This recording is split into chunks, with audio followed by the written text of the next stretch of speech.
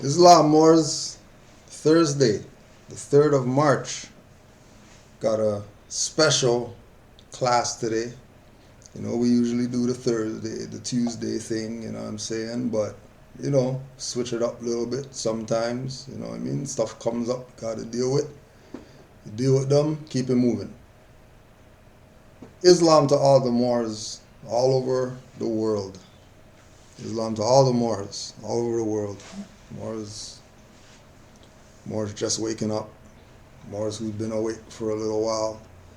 Moors who've been awake for a long while. You know, want to send a big shout out to the Prophet Noble Drew Ali, because no matter what, he can't be stopped. It's his time right now. It's been his time.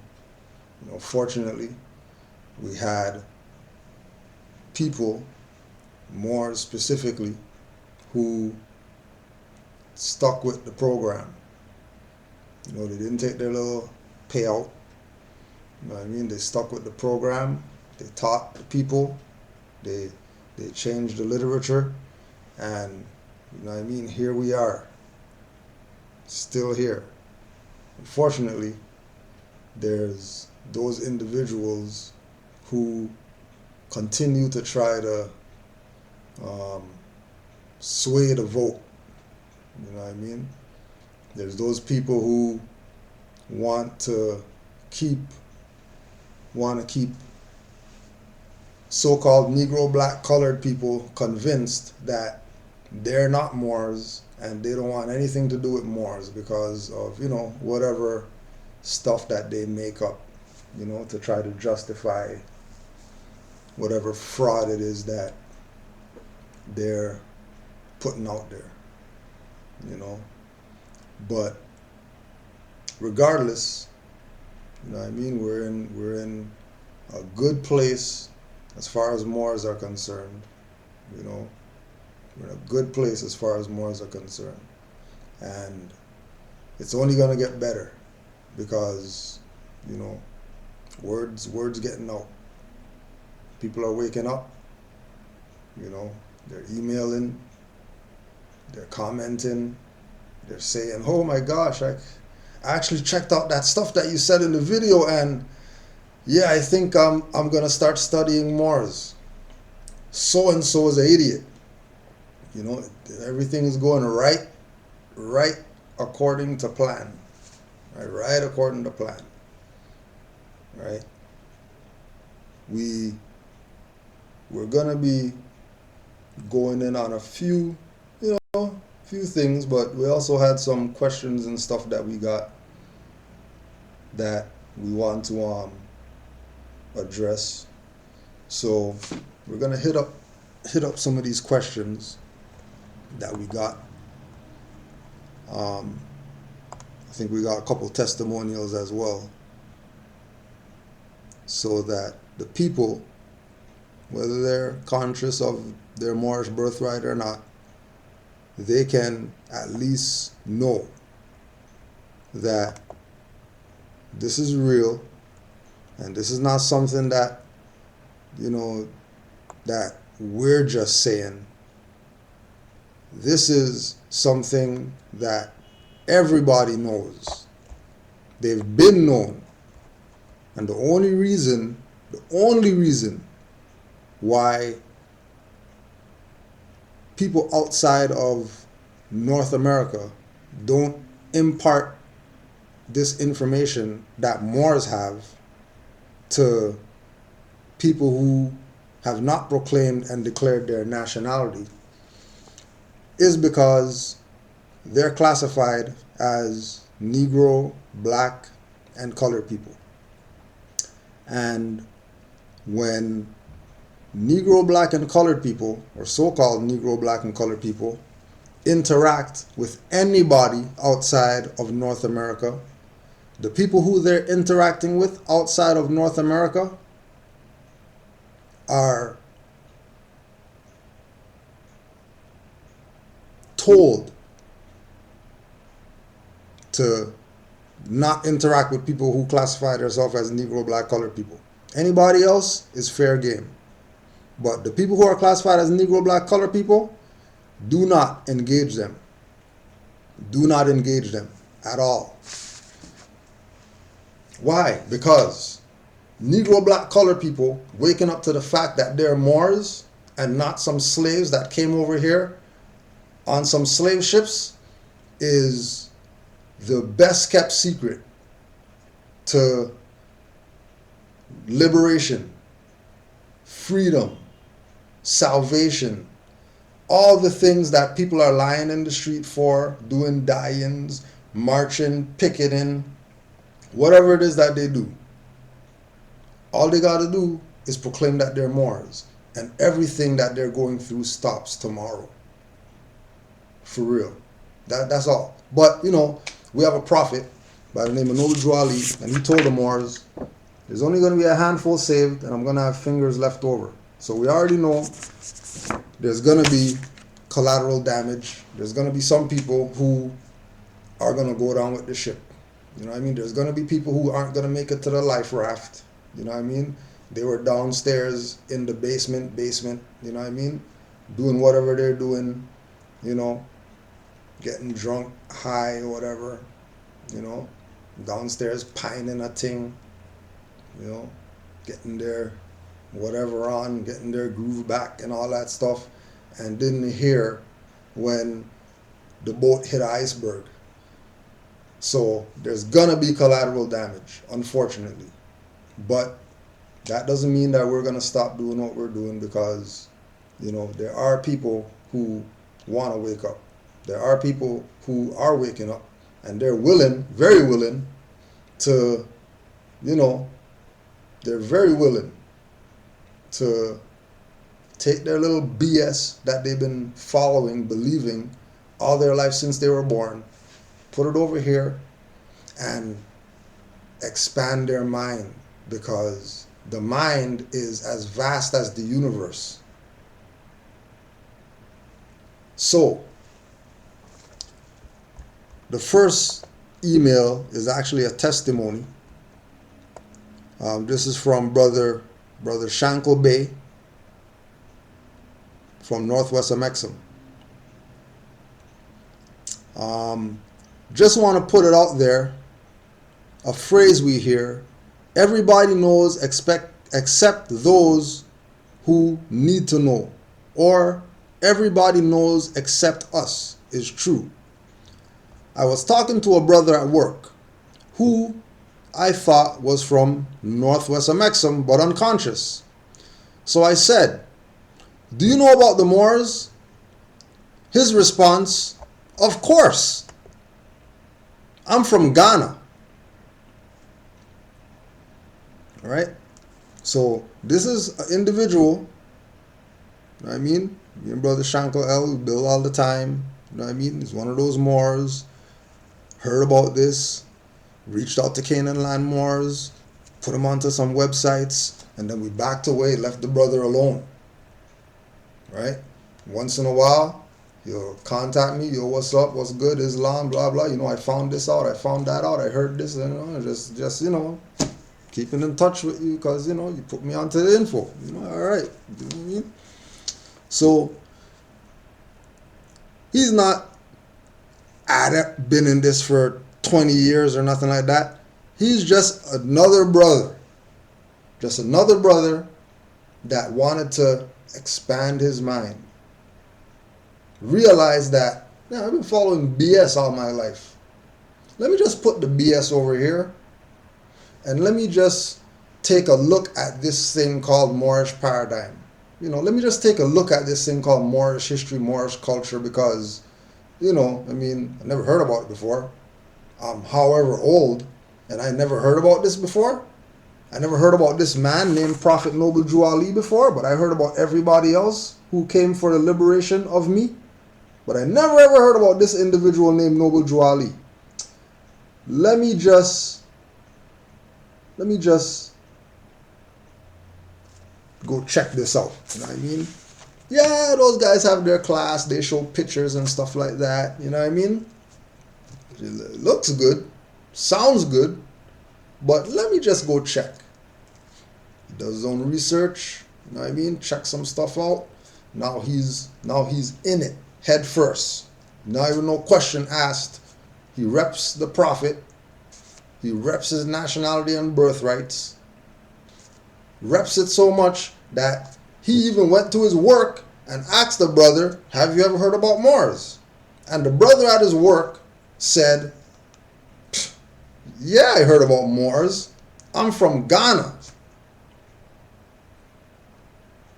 Now, Ghana is, it's Africa, and then the part where Ghana is where so-called Negro black colored people say that they got stolen from a slave trade or whatever.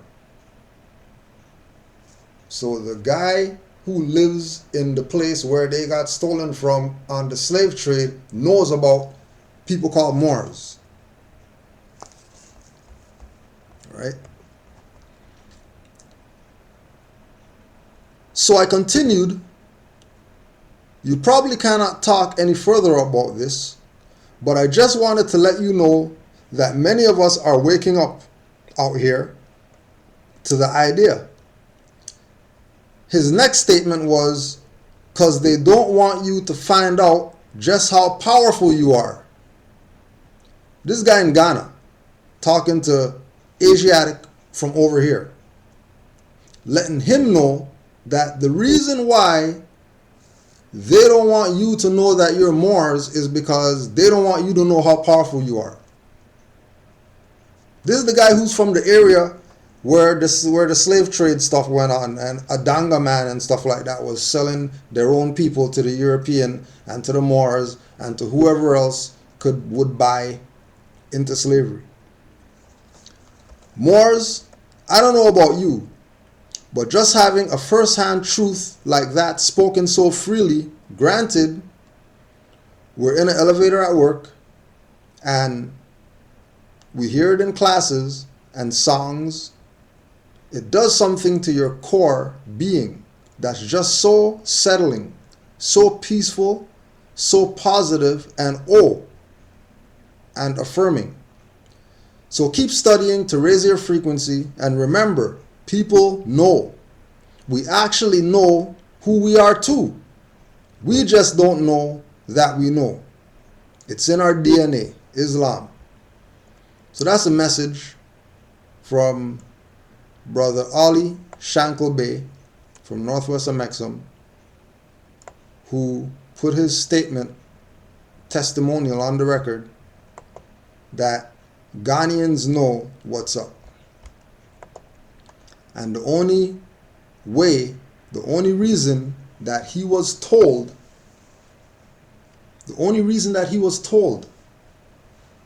by a Ghanaian that the Moors are powerful, and he can take you can take that for whatever you want. Just know that it was a Ghanaian that said it. Somebody from the continent of Africa, right? The only way that he was told was because he presented that he knew about these people called Moors.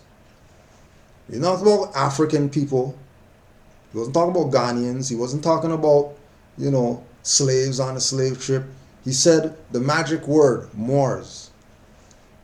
And once you say the magic word, Moors, you become the key man in the matrix. That you open any door and something's going to be revealed to you when you open that door. And it's more than likely going to be not what you expect. So Islam to the Moor for having the courage and the guts, one, to talk about it at his work, and two, to send an email. Like we tell people all the time, if anything goes down or whatever like that Moors need to know about, you're not comfortable because you're new to the information, all that stuff. Okay, no problem. Send an email to canaanlandguide@gmail.com and we'll put it on the record for you. Because we've taken this position, right? We've taken this position of making sure that people get their questions answered, and then we inspire other people who do the same thing. They put their email out there, let people send emails to them, and then they do videos and answer their questions, right? we also take it on ourselves to make sure that we expose dirty Moors. Because dirty Moors, in my humble opinion, are the people who have this Moorish movement so stagnated. Forget the European. European already knows what's up. You know what I mean? He's letting his so-called minions, he's letting his so-called puppets and agents do the dirty work for him now. And then he just sits in the back, you know what I mean, and watches stuff play out. But European already knows what's up. And they already know that they can't stop this tidal wave. They already know. But, you know, if they can get some people who look like Moors to dress like Moors, or not dress like Moors, and convince people that, ain't no tidal wave coming, man, you know what I mean? It's calm ocean, all the way out, going all the way out there, you know what I mean? Don't worry about the tidal wave, you know, information, people waking up and all that stuff, don't worry. People are asleep. All of our people are asleep. You fall for that, you're gonna miss the boat when the tidal wave hits. And trust me, when the tidal wave hits you, you want to be on the boat. You want to be talking about, oh wow, you know, like the people in, when the tidal wave happened, they're fascinated that the shore is 50 feet that way. Wow, that's amazing. Wow, look at this. We can walk out here. And all the animals are running in the opposite direction of where the shore is going. Don't be caught with these people. Be an animal and run towards high ground. Because when the tidal wave hits, people are going to get it. They're going to be sorry that they didn't listen to the Moors. Listening to all these clowns out here. Next email. My first question is, if you know where to get the documents I will need to claim my nationality, and to what extent I will need to go other than my daily research I have been doing. Well, the extent that you need to go with your daily research is switching your daily research to hourly, minutely, secondly research. And don't ever stop researching your Moorish history, because there's so much information out there about the Moors. There's so much information just out there about the Moors that nobody can say that, well, I went and researched the Moors and I didn't find anything about it. Shut the hell up, liar. Stop lying. Well, I listened to this guy and he said that the Moors are... Stop listening to people. Go do your own research, because the information is out there on us, our history. Trust me, the information's out there. And again, when I say trust me, the information's out there, don't trust me. Go check. So you can be proved. So it can be proved to you that what we're saying is real. Then it has nothing to do with school of thought or converting to something or wear a fez or have a button that says no, no, no. All you got to do is honor the man who came and brought this revelation, Prophet Noble Drew Ali. Just in case you've never seen him before, there he is again. Right? Okay. And he came to let you know the truth about your nationality and your birthrights. Oh yeah, and that was in 1913, and it's 2016 now, and you're just finding out about it, which is 100 years just finding out about it. But then, you know, when you study Noble Drew Ali, you realize that he said certain things, and he said, you know, 50 years are going to come, and 50 years will go, and Moors wouldn't even know what the hell this is. So again, we want to give honors to the Moors who stuck to the program. They didn't play quiet with this information. They made sure that they put this information out and kept it in the ethers. so that the future generations, which are us and those coming, have access to this information, because this is the only information that's going to help our people, right? So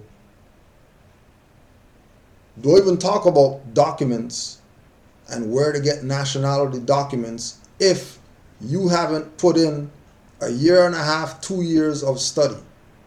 Now, some people are vibrating on this frequency so high that as soon as they hear Moors, it taps something in them and immediately they wake up. They know that they're not Negro, black, colored and all that. And then as soon as they go online, the papers just happen to just appear to them, and there's the papers.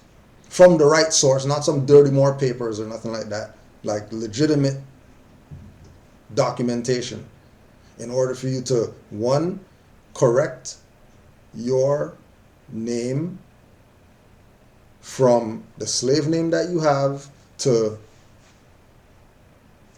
whatever you're going to call yourself, El Bey. And two, the proclamation papers, that after you correct your name, now you're going to have to proclaim that correction that you just did.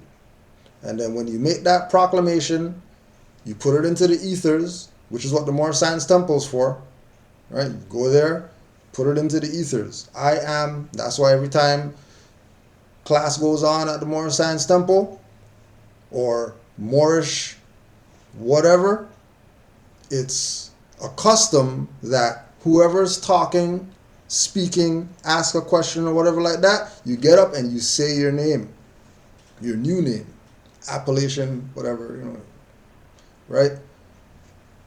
Your El Bey, you put it in the ethers. That's you declaring it to the universe, declaring it to the ancestors, declaring it to your brothers and sister Moors that are around you.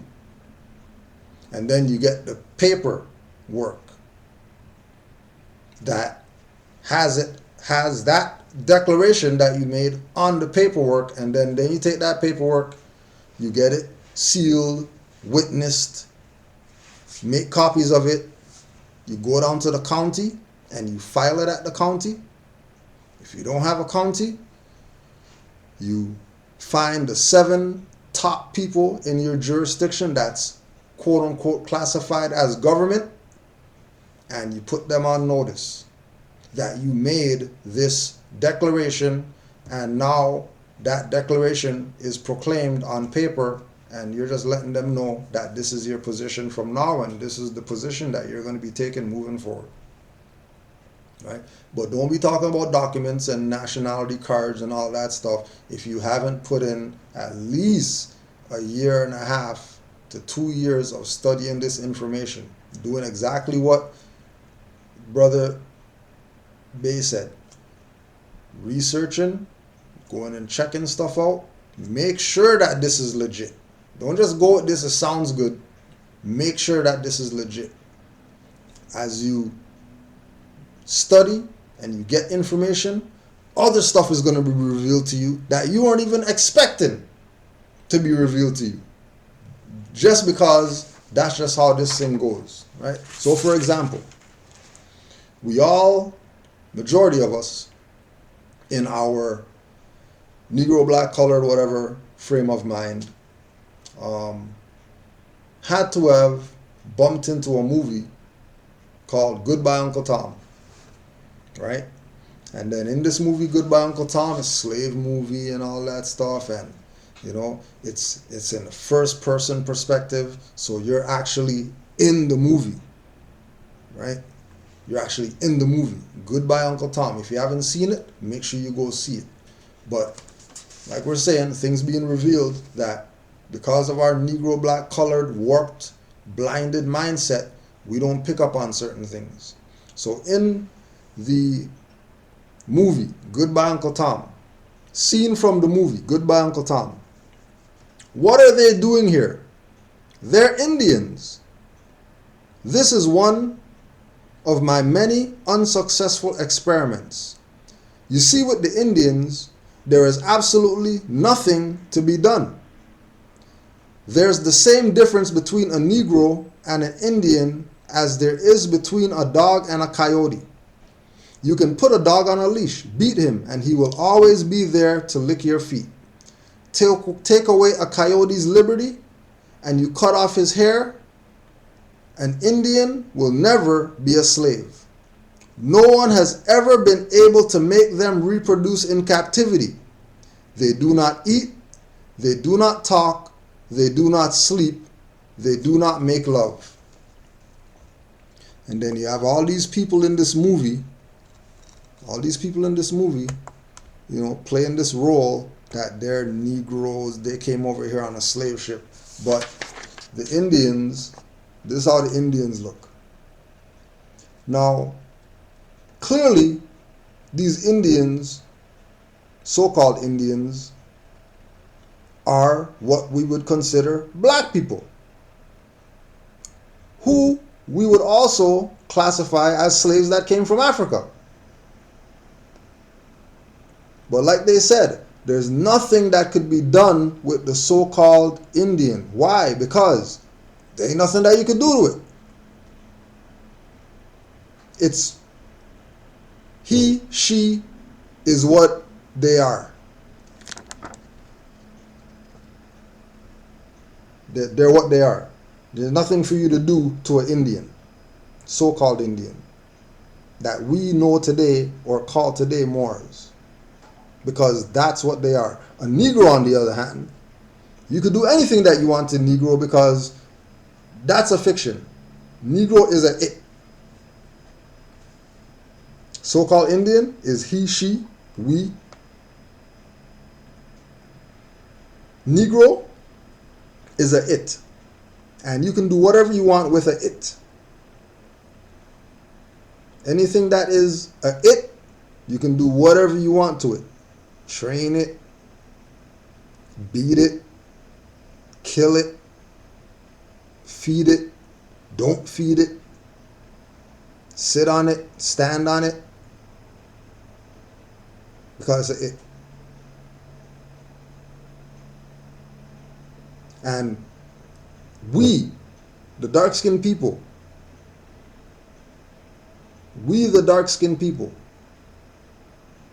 from Atlantis Islands that we call the Caribbean or West Indies, and the mainland that we call North America, are the Aboriginal and indigenous people of this land.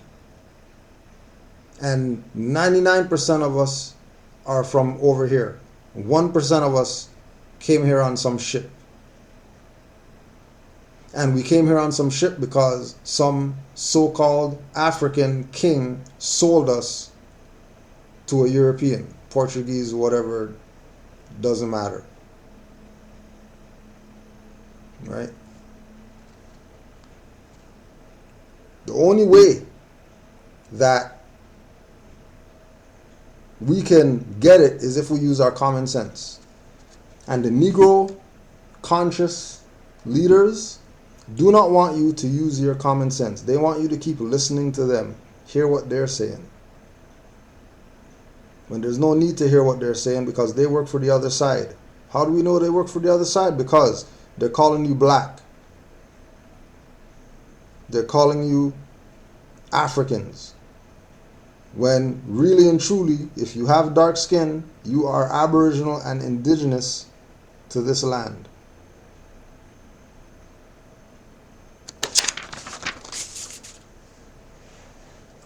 So don't worry about papers.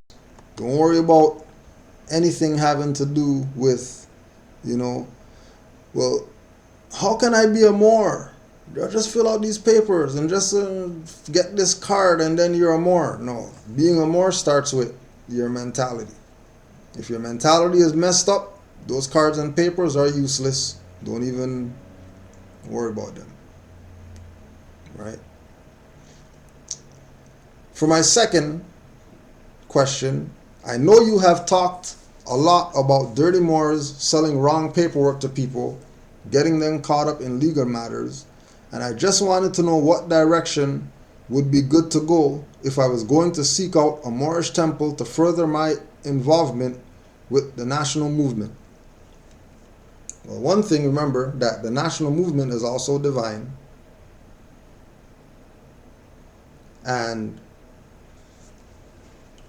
when you are seeking out a Moorish science temple to be part of, one of the prerequisite subject matters that must be taught in the Moorish Science Temple of America is civics and constitutional law. If they're not teaching civics, if they're not teaching anything about Constitution, studying the Constitution and all the documents preceding the Constitution, they are more than likely not somewhere that you want to seek out. Right? And because of so many people wanting desperately to follow what Noble Drew Ali said in his literature, and making the call out to the people that if you have race pride, join the Moorish Science Temple, and them going to the Moorish Science Temple and realizing that that's just like church that they left when they were in their Negro, black, colored state, is why Canaanland Moors opened up their temple to anybody who wants to be part of a temple anywhere, just so that they can be part of a temple. And we call our membership for people outside of Canaanland honorary membership, because so many people have been waking up to this information, and in their waking up and studying what Noble Drew Ali brought, logically they're going to go to the temple. But they go to the temple and they realize that there are people in there singing hymns to Noble Drew Ali. There are people in there talking negative about Kudro, talking negative about rvbaypublications.com, talking negative about Hakeem Bey, talking negative about Taj Tariq Bey, talking negative about Nature El Bey, talking negative about Aleem Bey, talking negative about Asir the Duke of Tears, and anybody else who has taken the role of getting this information, this vast juggernaut of information, to the people in order to keep the people asleep, so that these opportunists could continue to live off the people when they're not supposed to be doing that.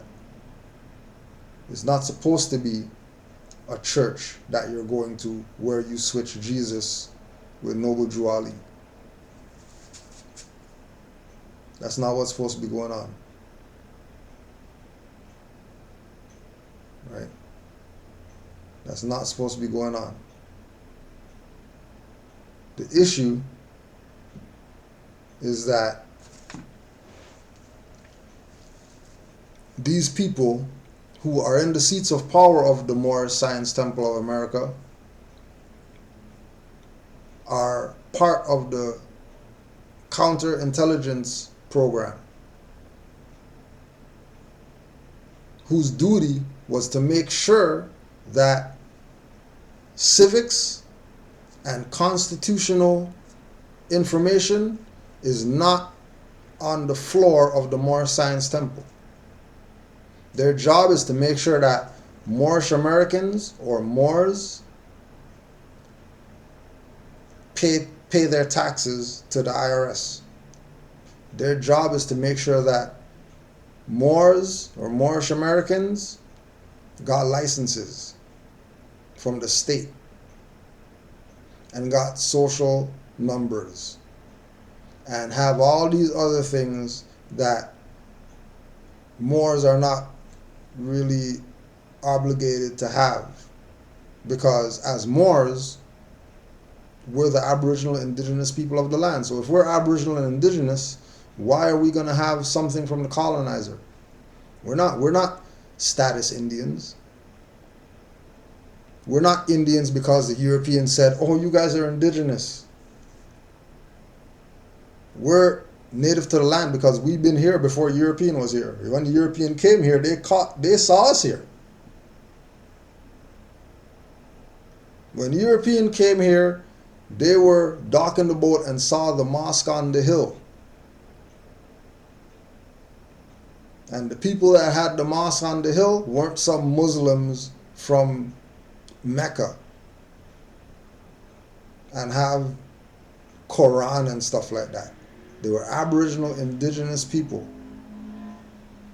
who worshiped nature, who honored nature, who revered nature, who were one with nature. And that was their God.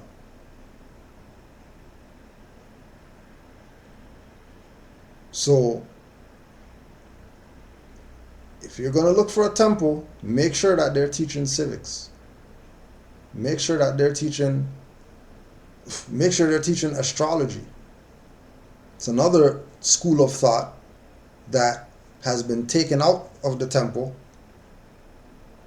because, astrology is Wicca and witchcraft and all that stuff, and you're not supposed to use tarot cards and all that because that's the devil and whatever. But you read Noble Juali stuff, the devil's the lower self. So what do you mean? What are they talking about? Which devil are they talking about is ruling those stuff, right?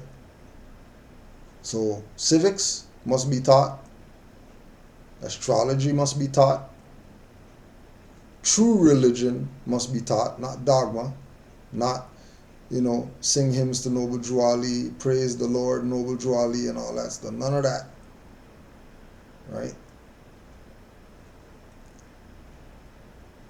The individuals who are leading the people in that temple, their position has to be that they work for the people, not that the people are there and they're the heads of the whatever and the people are to follow them.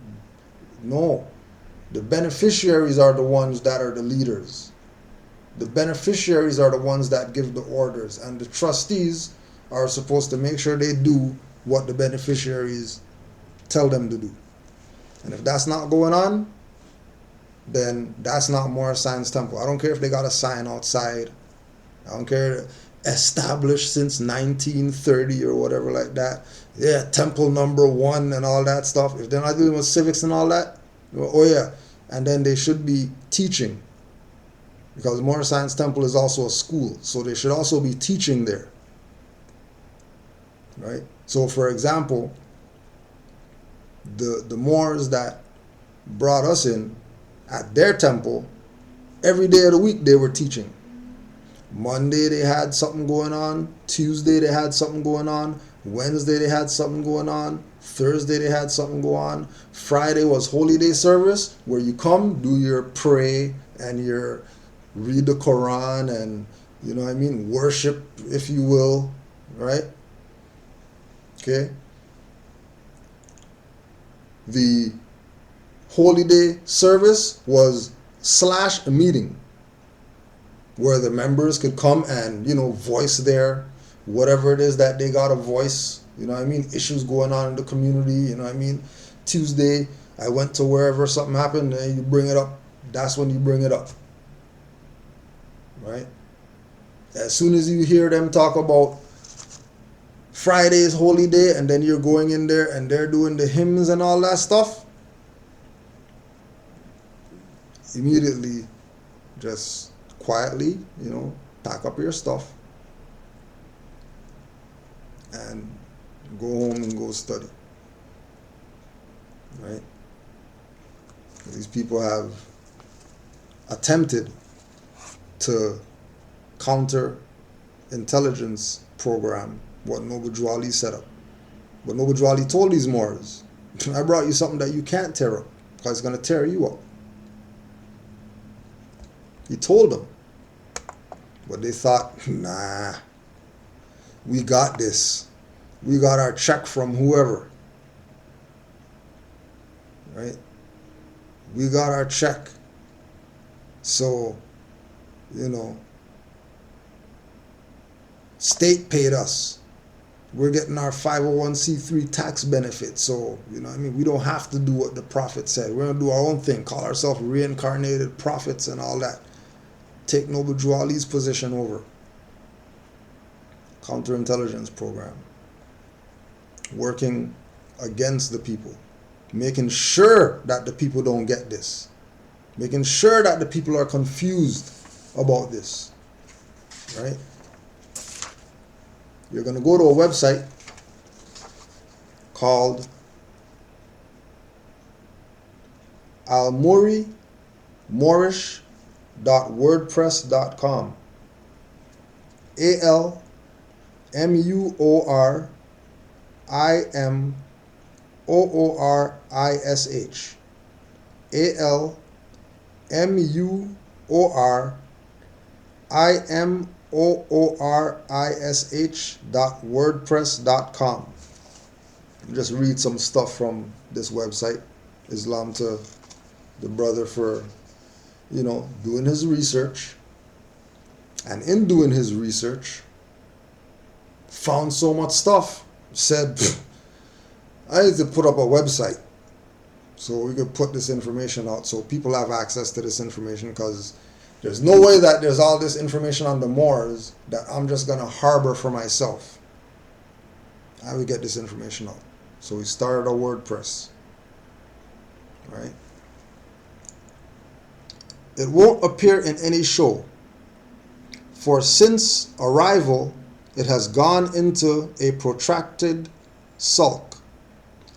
And at last reports, William Morris, the booking agent, had the fowl in a pen on his terrace, waiting for somebody to cart it down to the aquarium for keeps. Betting odds,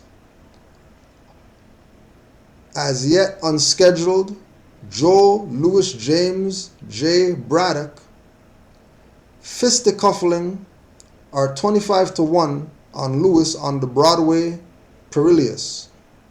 With faint relevancy, at a recent costume ball in one of Harlem's hotter dance halls, 115 blackamoors came attired as Haile Selassie. At a recent costume ball in one of Harlem's hotter dance halls, 115 blackamoors came attired as Haile Selassie.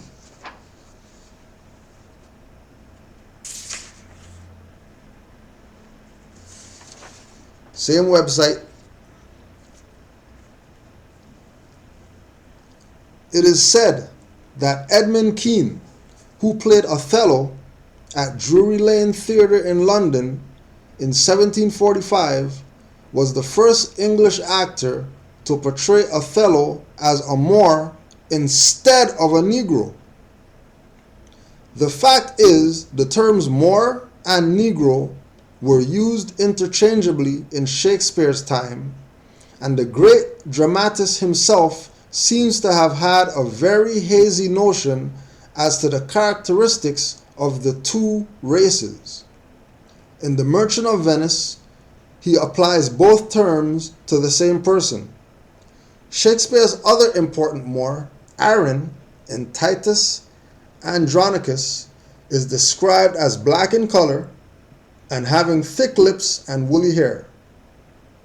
Richard Eden, in a book published 9 years before Shakespeare's birth, wrote, Ethiops, which were now called Moors, or Morans, or Negroes. At that time, Negroes and other swarthy-skinned people were popularly called blackamoors. So Negro, it's not really who we are. And don't forget, Negro is Spanish for black. And these people who are black in color are really blackamoors or Moors. They're really that. That's who they really are. Right? Same Same website. National nicknames, terms that have come to be commonly applied. Blackamoor, a Negro, in contradistinction to a Tawny or Tanny Moor.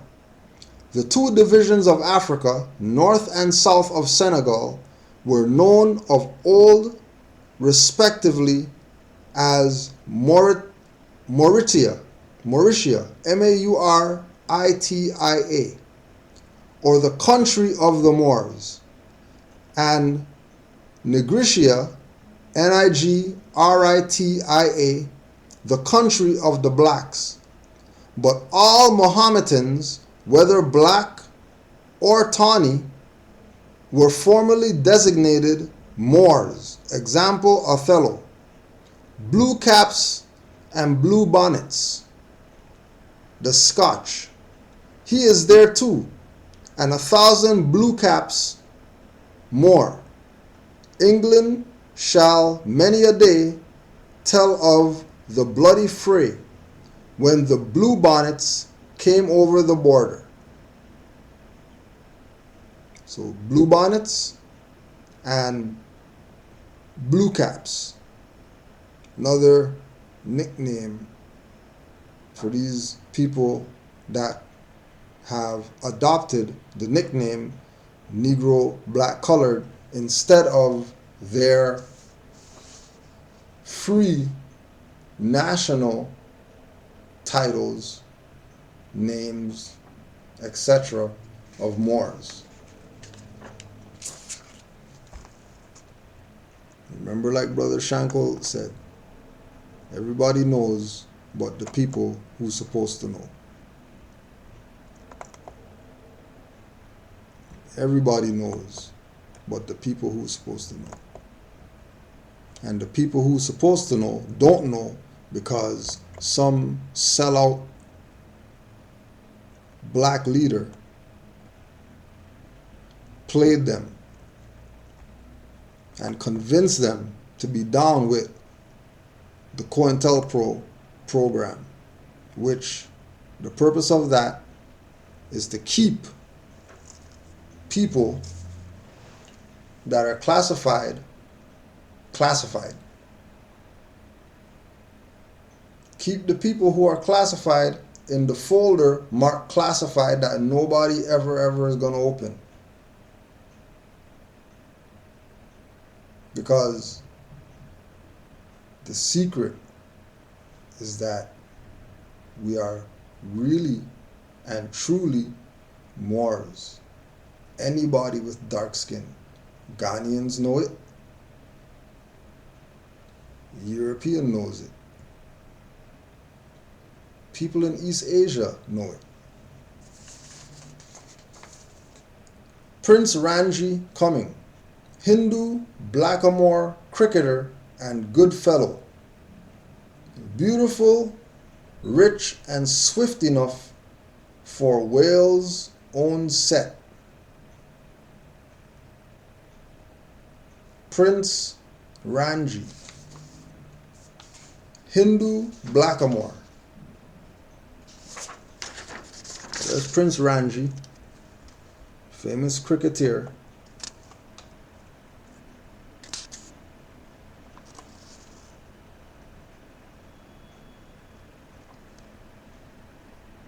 Prince Ranji.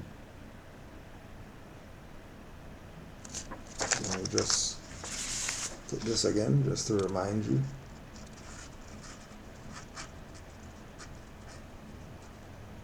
Just to remind you.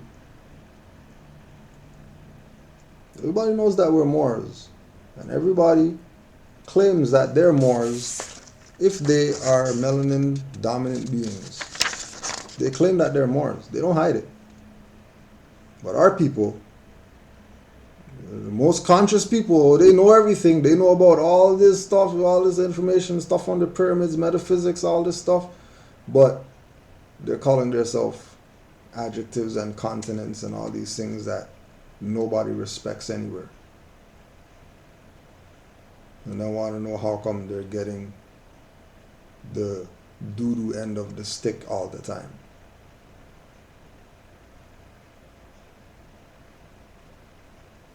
Keep in mind that their position is to make sure that our people don't get it.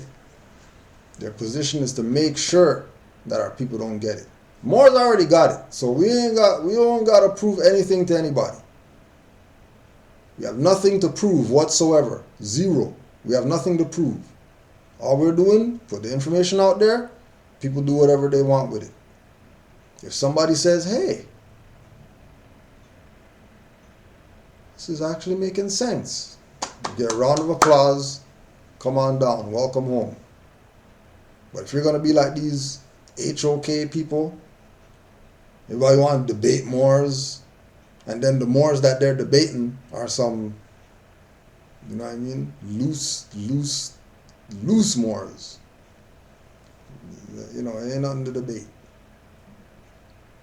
You know, some of the Moors that they're debating are loose Moors. Some Moors that they debated, you know, bust their ass. I want to pretend like, you know, they did something. They want to pretend like they got somewhere, dropping whatever information that they claim that they dropped on the Moors, and we're going to make the Moors not be Moors. Well, you can't really do that, really. You can get people to assume that they're not Moors because, you know, they think that they think their hands extend past a law and they can change their descent name, you know. But regardless, if you're stupid enough to fall for the fact that, oh, that guy said that the Moors were the first to do devil worship, so I don't want to be a Moor. That's stupid talk. Only stupid people talk like that. Only stupid people just go with something without checking it out first. You don't research anything, you're just going to go with that. You're just going to hear some people say dumb stuff and then just go with it. Right? And then follow them. Blind leading the blind. Same website. Almoori, ALMUORISH.wordpress.com. The Secretary of the Treasury received through Adams Express Company a package containing $1,600 in national banknotes shipped by quote-unquote a free man at Cincinnati. It was accompanied by a note asking that the money be placed to the credit of the Conscience Fund and bearing the signature of quote-unquote one who will be honest. There is trouble between the United States and the government of Morocco, growing out of the arrest at Rangier of a Moorish Hebrew under American protection and the refusal of the Sultan either to release him on the demand of the United States consul or to recognize longer the treaty rights of Americans in his dominions. 2 United States men of war are on the way to the coast of Morocco by order of the president. Moorish Hebrew. Moorish Hebrew. American protection. Not U.S. protection. American protection.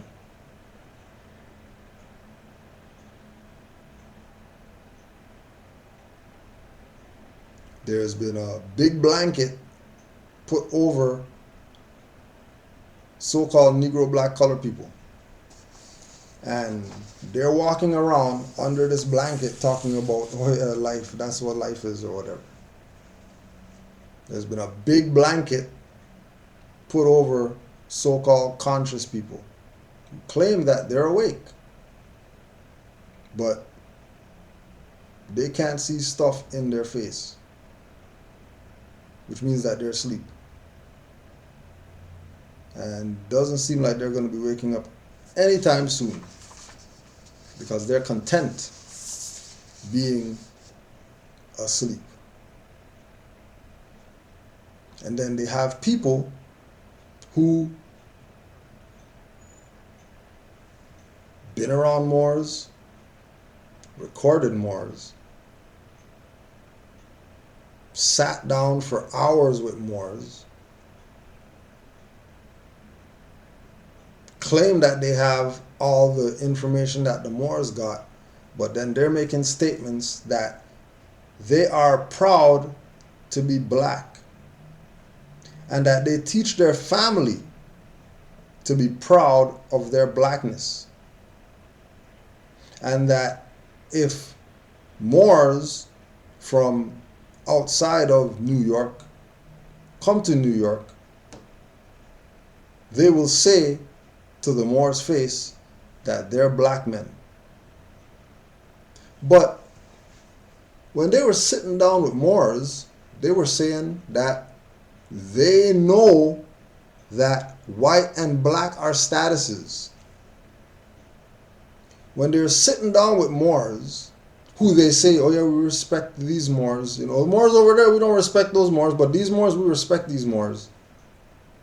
When they're sitting down with these Moors, and Moors are telling them that they're not Negro, black, colored, and all that, they're not being defiant, saying, nah, we're black men and all that. They're going with what the Moors, who they say that they respect or whatever, they're going with what they're saying.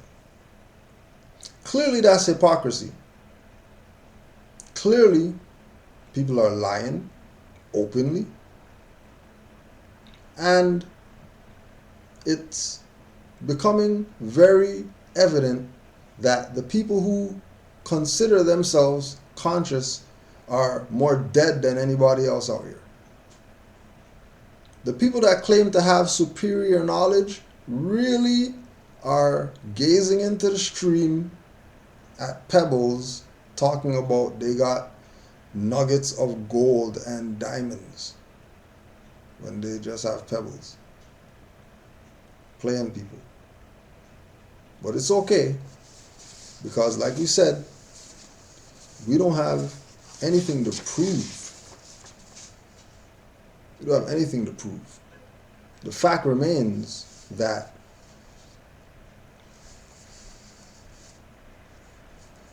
individuals who want to talk BS, try to divert people's attention away from Moorish nationality and birthrights, the fact remains that no matter what they do, they can't stop what Noble Drew Ali put down. They can't stop it. They can talk crap about it. They can point at it and say, oh yeah, don't do that or whatever like that. They can try to give the appearance that, you know, don't do that. That's a fraud and that's outdated. We don't need to do that anymore. But they're not going to stop it. It's impossible for them to stop it, because it's gained so much momentum that you're not going to stop it. It is going to continue on, just like it's been continuing on since Noble Drew Ali left the scene. Since Noble Drew Ali left, it's been going on. And speaking about since Noble Drew Ali left, you know, because a lot of people say, you know, they killed the body and then they got the prophet out of here. But you're going to do your research on a man, a doctor, by the name of Mitchell Gibson. Just do your research on Dr. Mitchell Gibson, and just, I'm not even going to say what he talks about. You know what I mean? I will say that got a call today message from a sister who just went to one of his seminars in California, Dr. Mitchell Gibson. And when she went to this seminar, she went to this Buddhist temple there. And there's in this Buddhist temple, she goes in this Buddhist temple, and there's Moors teaching at the Buddhist temple. I mean, she knows about Moors. She's in contact with Moors. Matter of fact, she's been to the temple, brought her children and all that type of stuff. Knows what's up with regard to Moors. But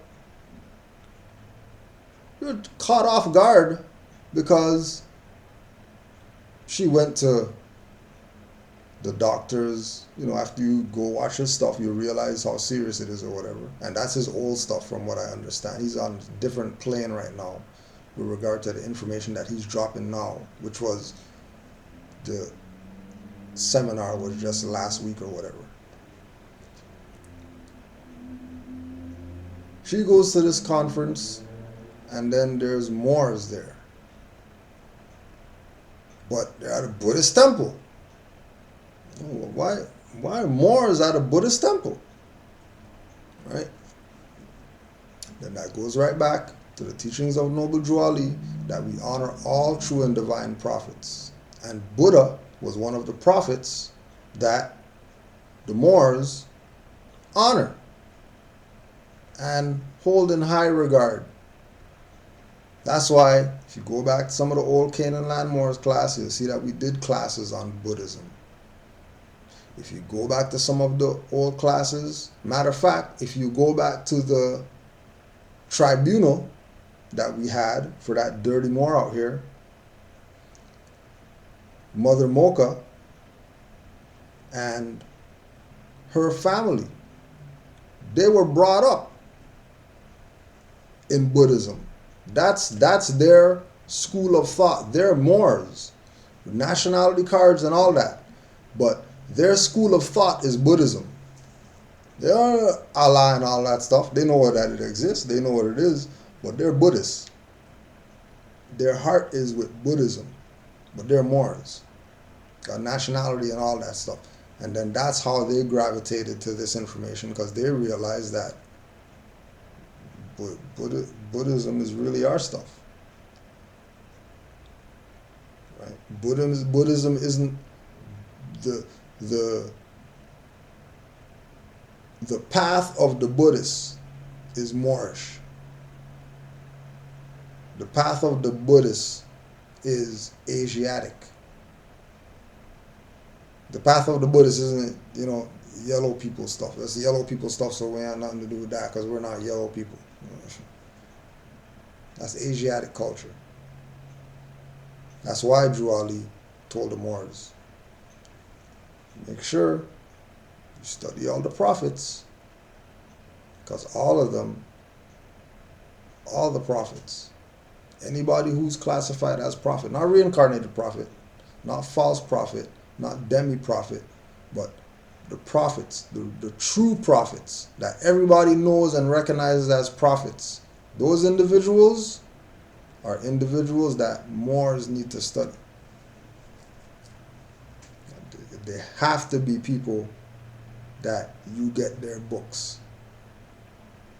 You get people who followed those prophets. Get those people's books. The true ones, not the false ones, not the demis, not the reincarnates, not the people saying that they're now the prophet, that prophets of old or whatever. No. The people who studied these individuals. So you can do what? Broaden your mind. Because the only way that freedom is going to come is if it comes from here first. There's no freedom out here unless you're free here first. That's just what it is. That's just what it is. That's why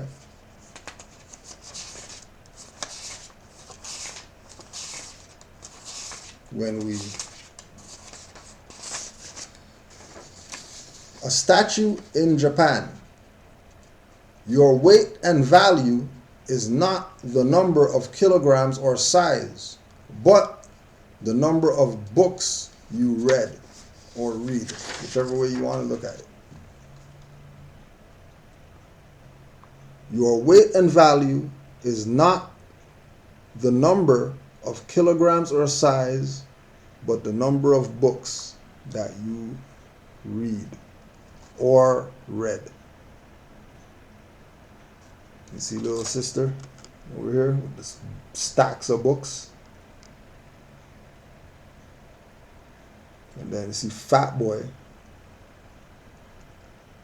Right? You see Abdullah the Butcher Bashir up here with his little one book, little one Quran of Mecca, and that's it. That's the only book that they read. And can't even move the sister.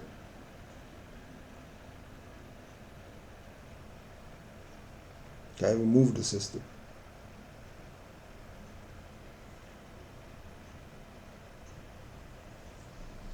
That's why knowledge is power. That's why reading is essential. So if you want to hide anything from a nigger, put it in a book.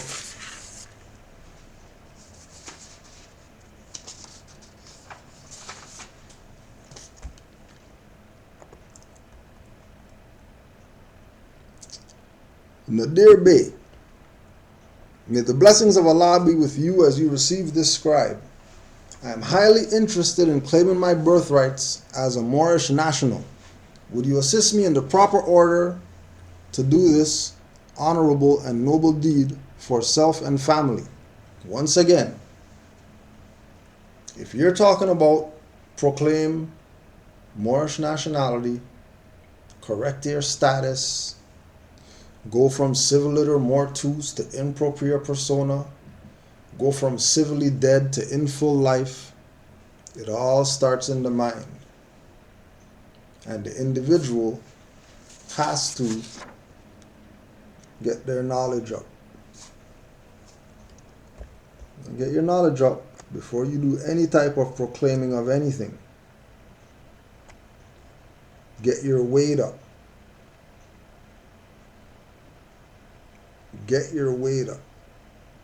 Study, study, study, so you can know who you are before you be who you are.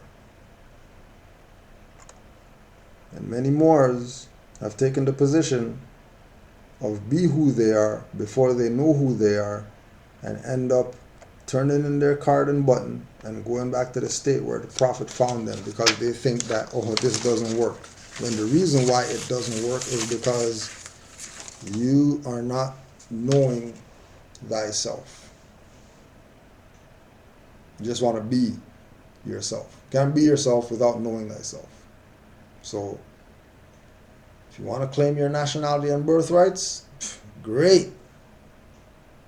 But don't be going and claiming anything with lack of knowledge. Get your knowledge up first. You are a very knowledgeable brother, and I have learned a lot from your videos. I am in Chicago and would like to also know the temple location in which yourself came to nationalize, so I can be part of the illustrious foundations here in my place of birth. Well, the temple in Chicago that brought us in closed down because dirty Moors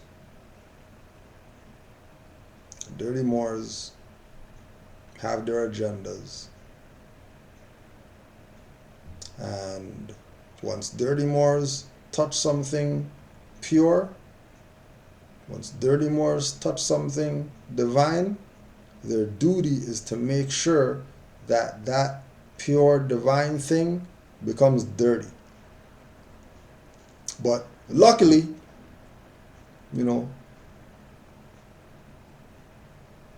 Noju Ali set this movement up so that this information can be spread far and wide without you even having to go into some place called Moorish Science Temple of America.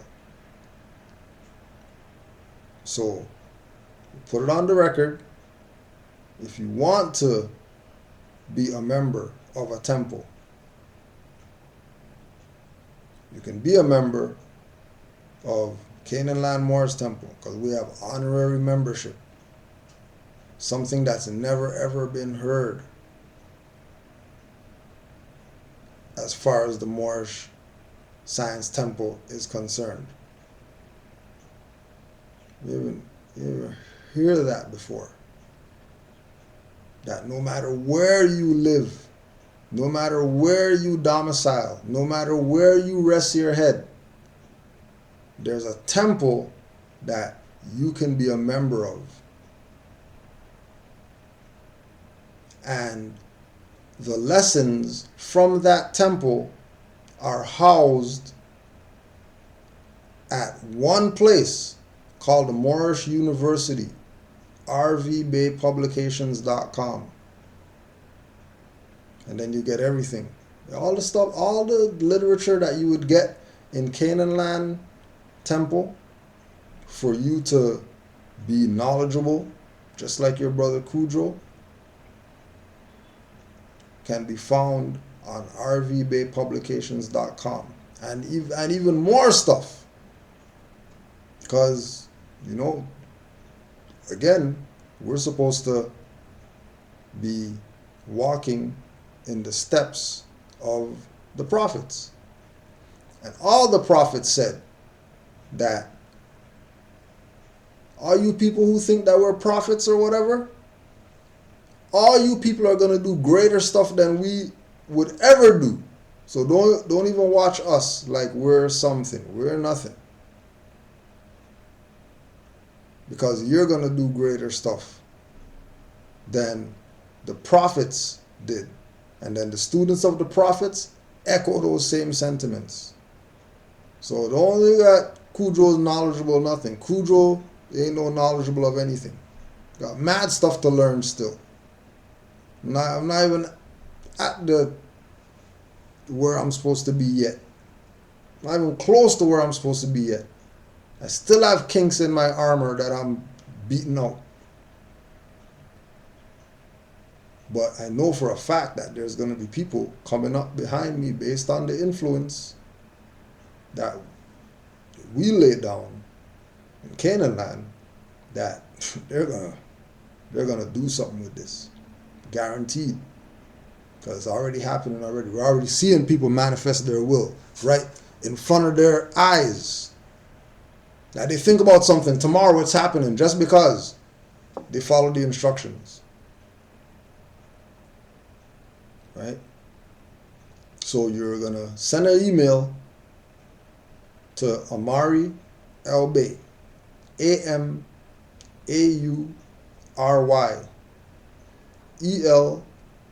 ELBEY at hotmail.com if you're outside of Canaan land. You're going to send an email and request the form to become an honorary member. Then you get the email. The email is going to be sent to you with the form. Fill the form out, put it in an envelope, and then send it to the temple. And then we process that form, and then we send you back confirmation that you're a member. And that confirmation is going to be a letter, sealed, signed by Grand Sheik, Grand Secretary, the Moorish Science Temple of America in Canaan land. And then now you're a member of a temple. And now that you're a member of a temple, now you can go study, and exercise your will. Remember, just like, you hear some actor, politician, or whatever like that say, come on down, Mr. Politician guy. We're going to give you an honorary doctorate for our university. But they never went to school there. It's the exact same thing. It's honorary. It means that we hold you in such high regard that you don't even have to walk through the door. We're going to give you honorary membership. We're going to vouch that you're honorable enough to be a member of this temple. Because there's so many dishonorable temples out there. And again, if you want to know where we're at with regard to our credibility, just go on YouTube and go to the playlist called Canaanland Moors Skypes and just go look at all the people who saw us as honorable enough to do Skype classes with us. And then go study those people and see what they put out there for the Moors. In order to, just to check and make sure that we are as honorable as we say we are in letting people be honorable members of our temple. Just to check and make sure. Just so you know for sure that you're dealing with some honorable people. Just to be sure. Right? Just check and make sure. Just go check the Skypes. There's a few of them up there. A few people up there that you should, as soon as you realize what the lessons are that they're teaching and you go check, verify certain things that they're putting down in the Skypes that they did with us, that should prove our credibility as being honorable enough to give you honorary membership. Which ain't no temples have done. But they're going to tell you, in order to be more, you have to be a member of the temple. Oh, well, now you can tell them, oh, I'm a member of the temple. So they can't pull those ones on you. Right?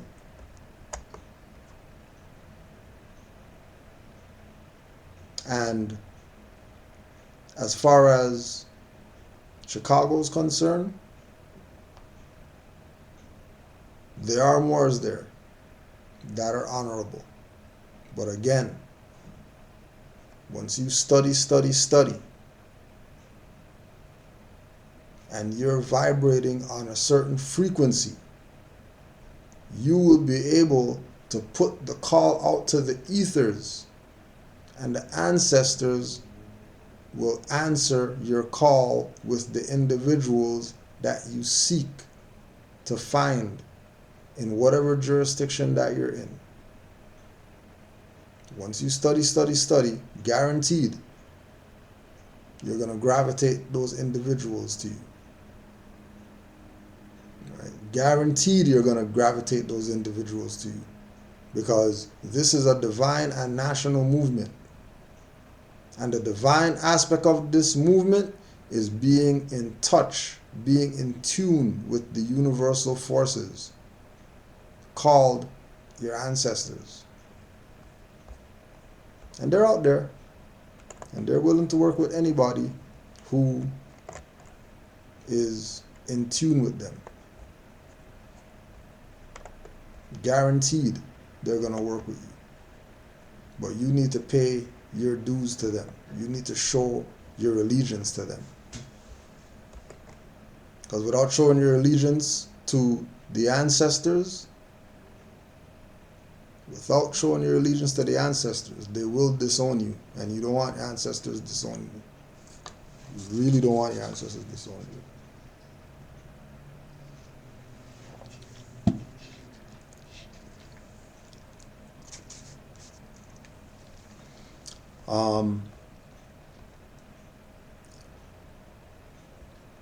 Greetings, Islam. I really appreciate the energy and love both of you have put into getting this information out via YouTube, meaning Kudro, Adwa El, Canaanland Moors, and Brother Nu Najiel. After watching many videos, I followed the path of reclaiming my birthright via rvbaypublications.com and have yet to hear from anyone.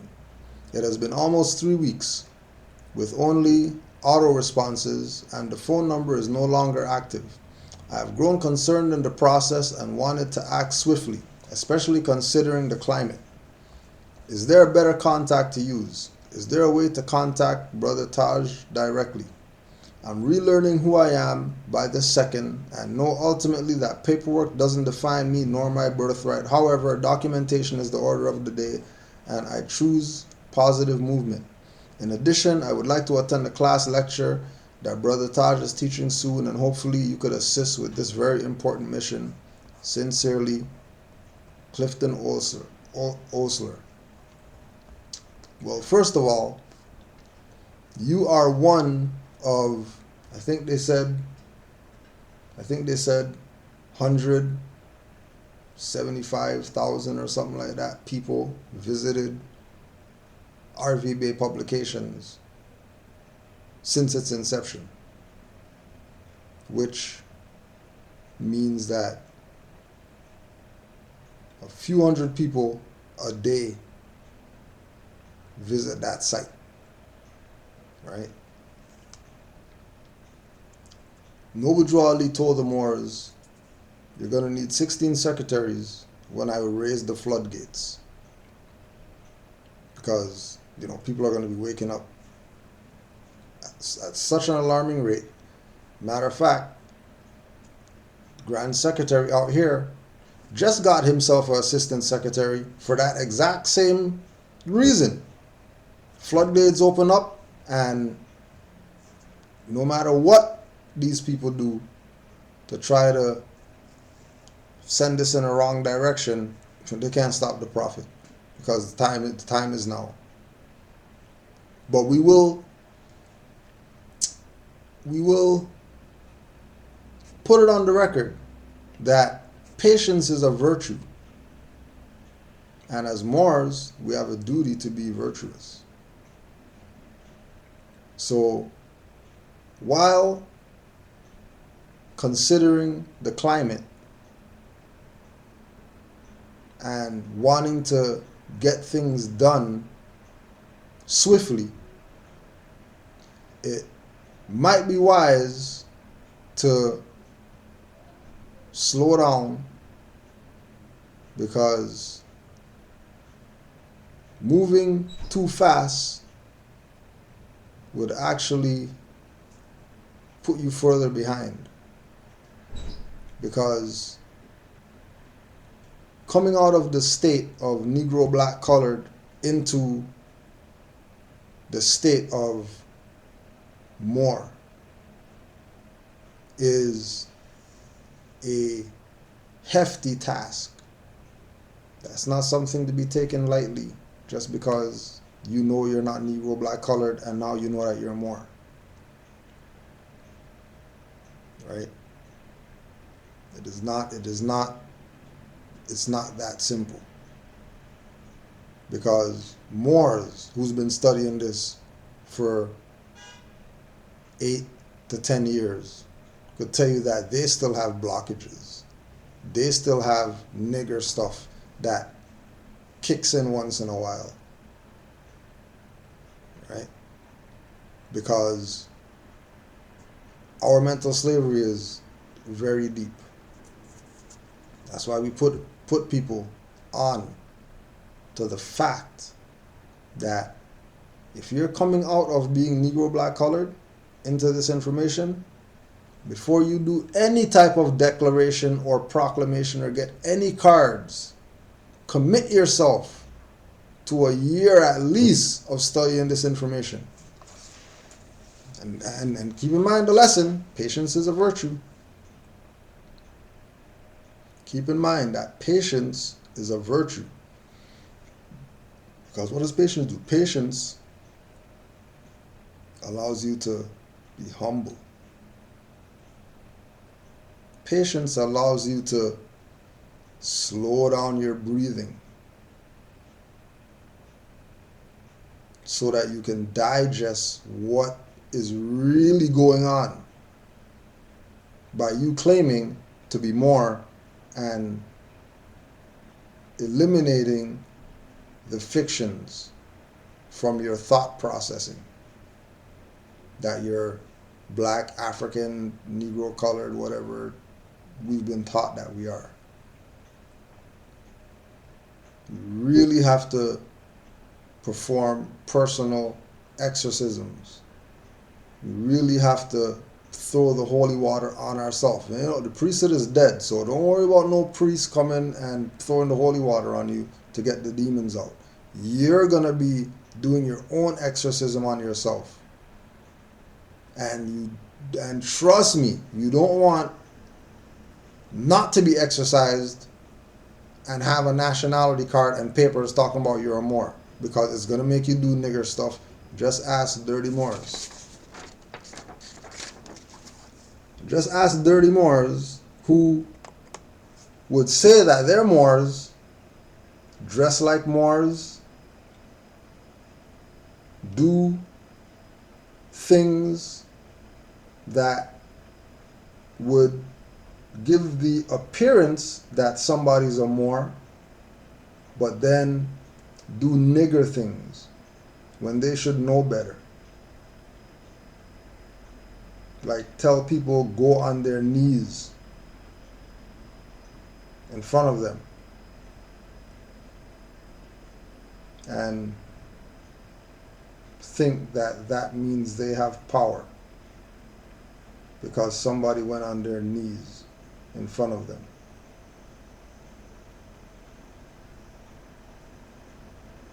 And trust me,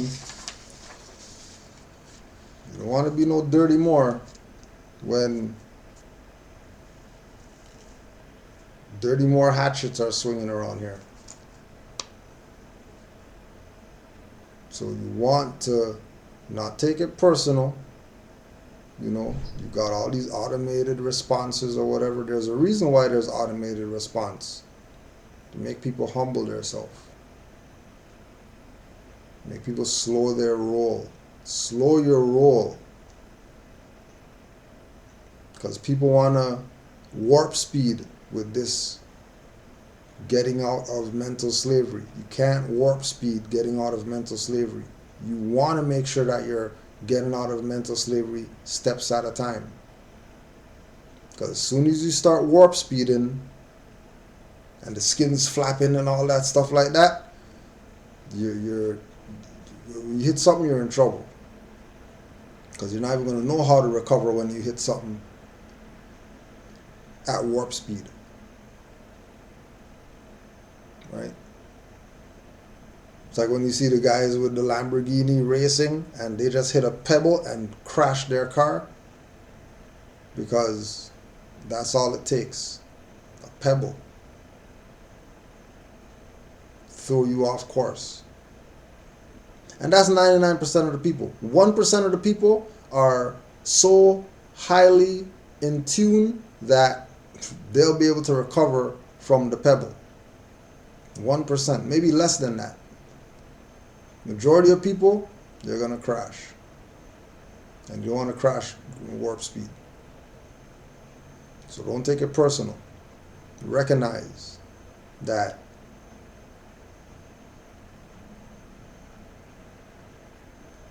there's maybe 2 secretaries at rvbaypublications.com, 170,000 people or whatever.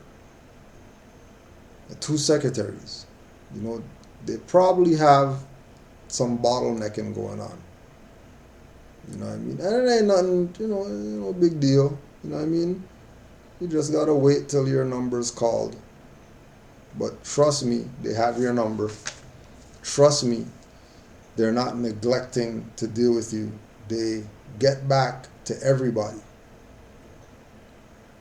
Trust me, they get back to everybody.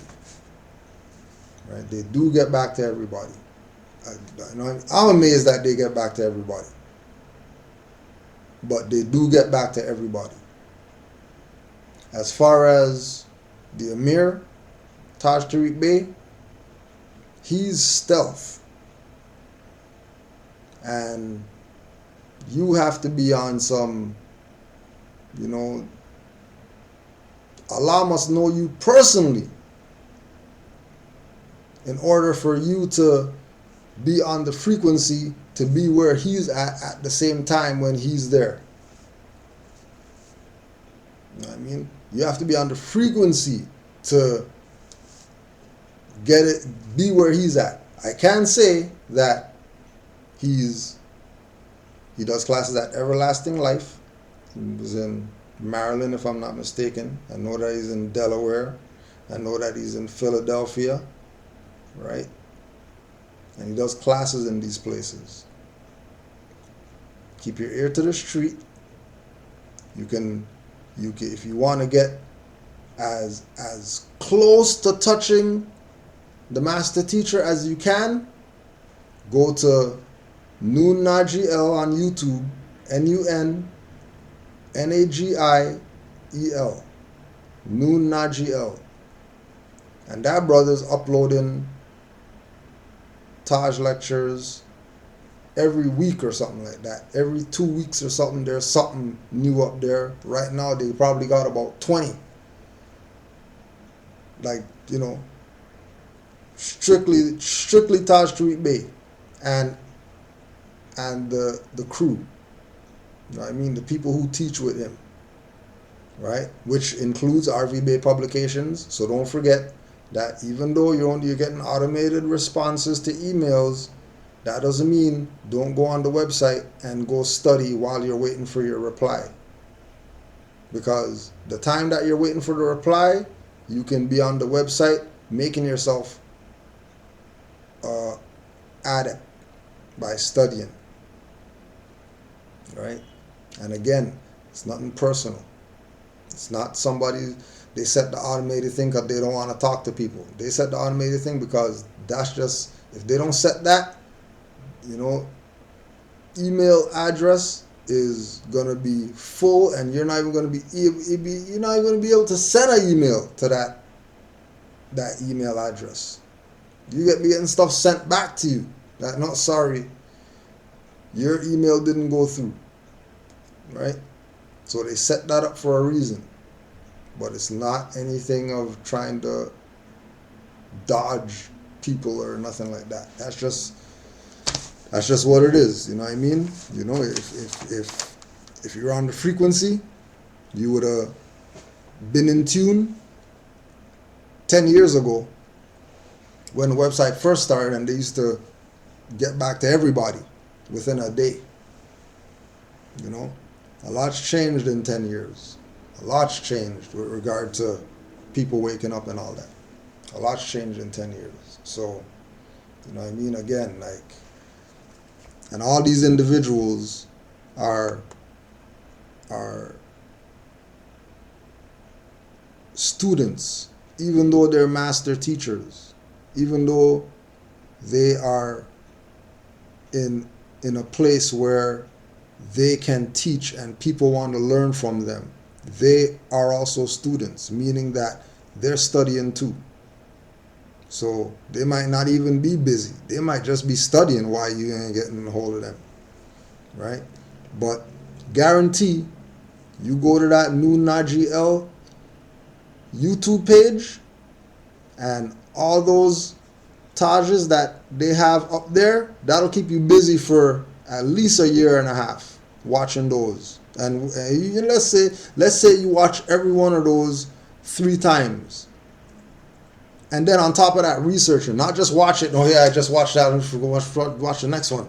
And then there's 20. So once I go through all the 20, then yeah, I'm caught up. No, you got to watch those 20 things 3 times each at least, plus notes, and then going and studying the notes that you took. You'll forget that you sent email and that you got automated reply and all that stuff if you're putting in some serious study time.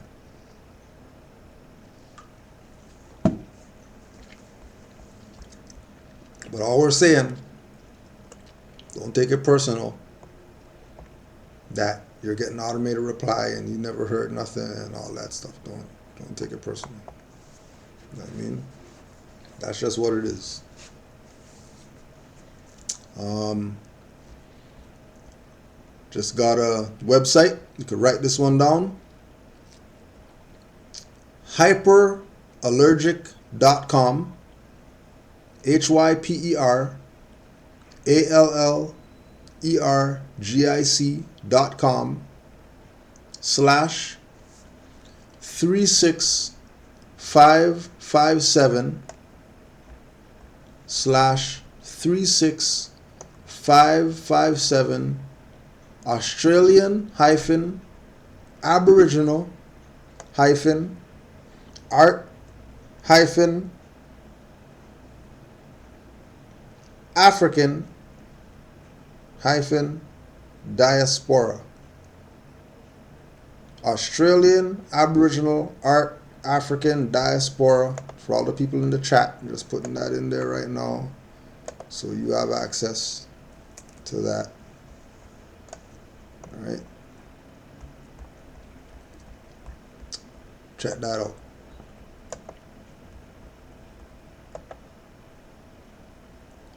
Another one that we just got, even though he's mad or whatever, just understand the wordplay. Cat Williams responds to drug allegations and challenges Kevin Hart.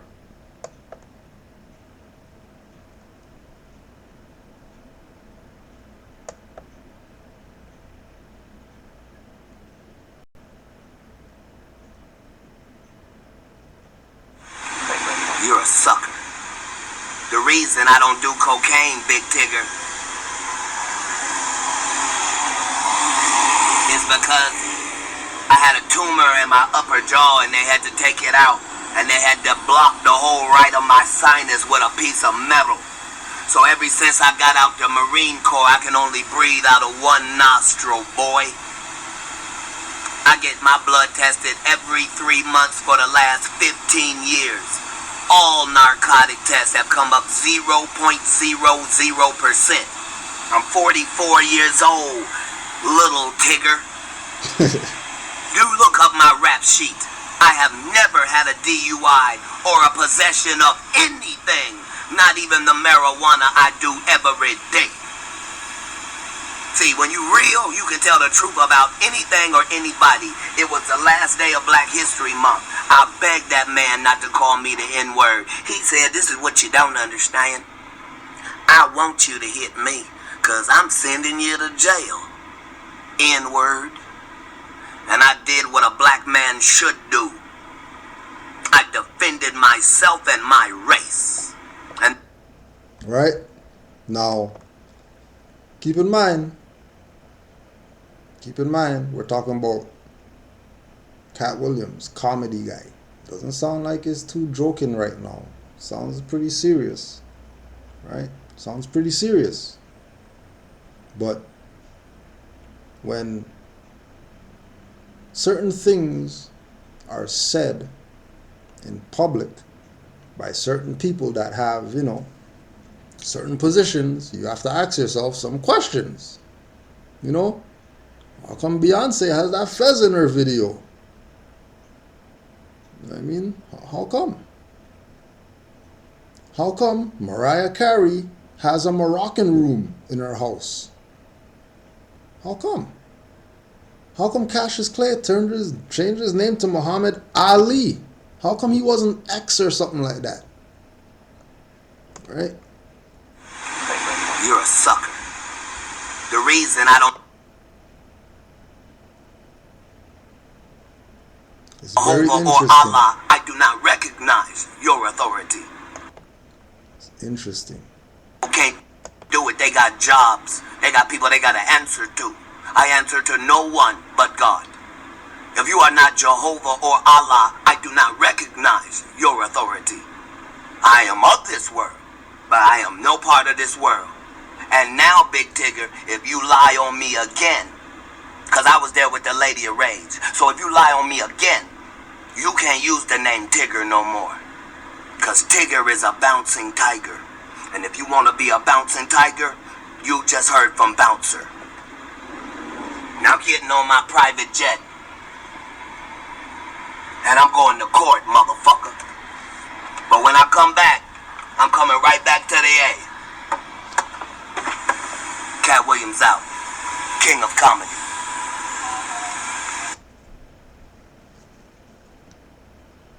See, I seen your stuff on social media, boy, I know you what you do. But you do it for play. If you do it for real, here it is, Kevin. I got a show at your hometown in Philly. I'm gonna take my special there. On that stage, we can put whatever you want. A full court basketball court, a boxing ring, 2 microphones for a rap cipher, or you can get your ass dusted in comedy on that stage. But it's $1 million up for each one. That's $5 million, Mr. 28 million in Forbes. I'll be bringing mine in cash, Mitch. Bring yours however you want. And since you're not a puppet, don't bring no white people with you then. That's a $5 million bet individually. You can take it all, or you can take it part and parcel. This is the new movement. Now, who will you hear talk about part and parcel other than Moors? I know you heard some people say part and partial. You know, try to tell you Noble Drew Ali say partial and partial because we're part of a U.S. democracy. No. Part and parcel. Just look it up. See which one comes up when you Google it. Part and partial or part and parcel. See which one comes up. And then you'll know exactly what's going on and know why people talk how they talk, put $5 million down and stuff like that. Because once you study, you realize what's up. All right? Once you study, you realize what's up. I am Brother SMB. I have sent a writ and returned the jury slip back. I put my status, challenge jurisdiction, demanding them to produce their DOAO oaths mentioned Article 6, put case codes with it, etc. They sent another slip talking about excuse is denied and things. I gave them 3 days and they went in dishonor without honoring my demands. I am preparing another writ. I am tired of these treasonous. What should I do? Send a default judgment and ignore it? I don't want to do the duty after saying I'm not cognate to the nom de guerre. When it comes to these people trying to put you on so-called jury duty, one of the positions of the jury is that you have to be, if you're going to be jury, the party or the parties have to be your peers. So that should be a statement that is made if they are trying to get you on jury duty. If the people who are calling you to jury are not your peers, that's your argument. That they're not your peers. And if they're not your peers, that disqualifies you for jury duty. Because they aren't your peers. And a jury is supposed to be of the defendant's peers. Plaintiff's peers, judge's peers, anybody who's in the courtroom. So when you see jury duty, and then you hear people talk, oh well, you know, that was all European jury and the Asiatic was on the stand. How come they let that jury work? Because that Asiatic on the stand or whatever probably has a European name, which makes him European, which means all those Europeans on the thing are his peers. And Yes, if they default, you send a default judgment. And then 30 days later, you send another default judgment. And 30 days later, you send another default judgment. But keep in mind the lessons, the teachings.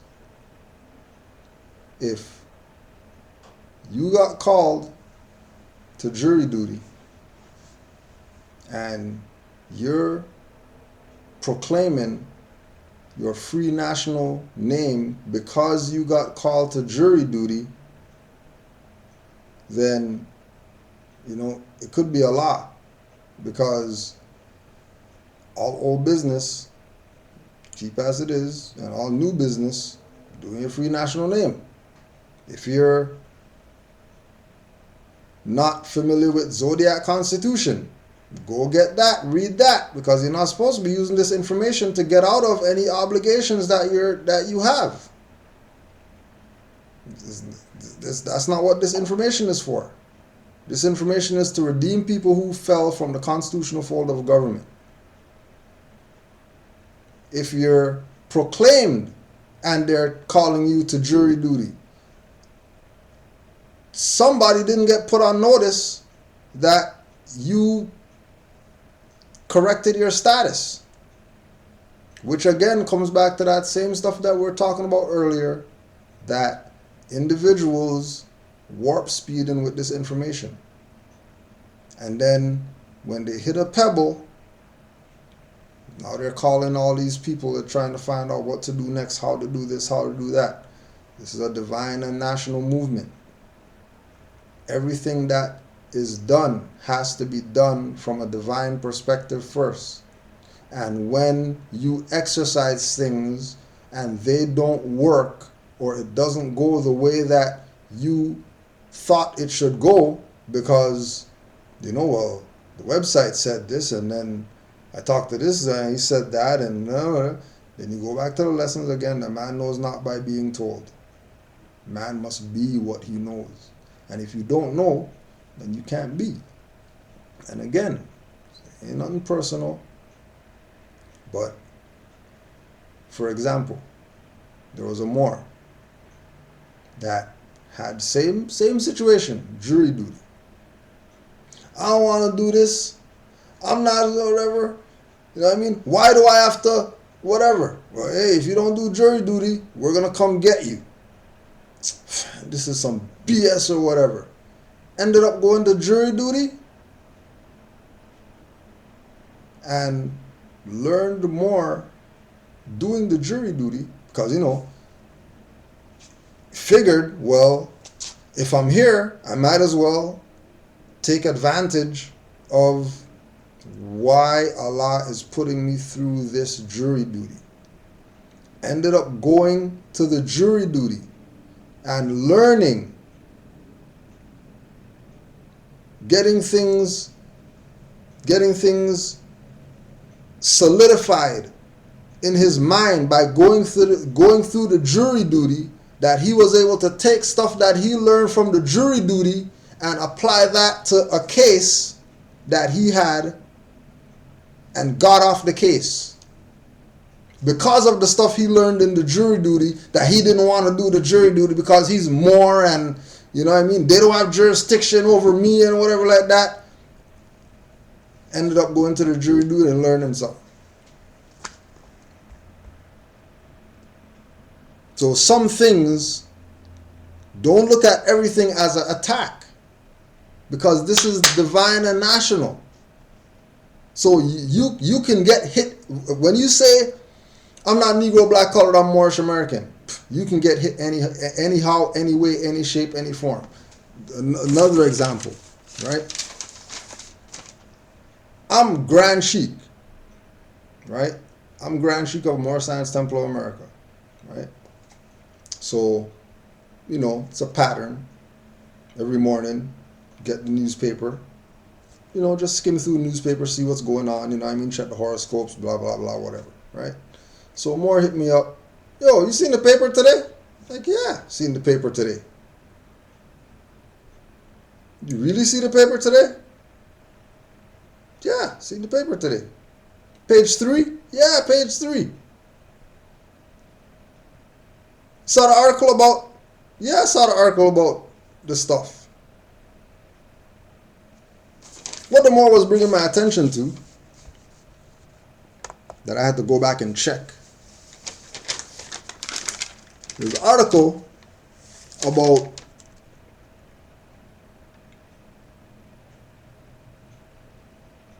Jeremy Gabriel. Let's quickly go through this quick fast. No laughing matter. Only in Canada and select third world dictator-ruled nations would a comedian be hauled before a human rights tribunal on the account of a controversial joke. Montreal stand-up comic Mike Ward, it's Mike Ward right there, stand-up comic from Montreal.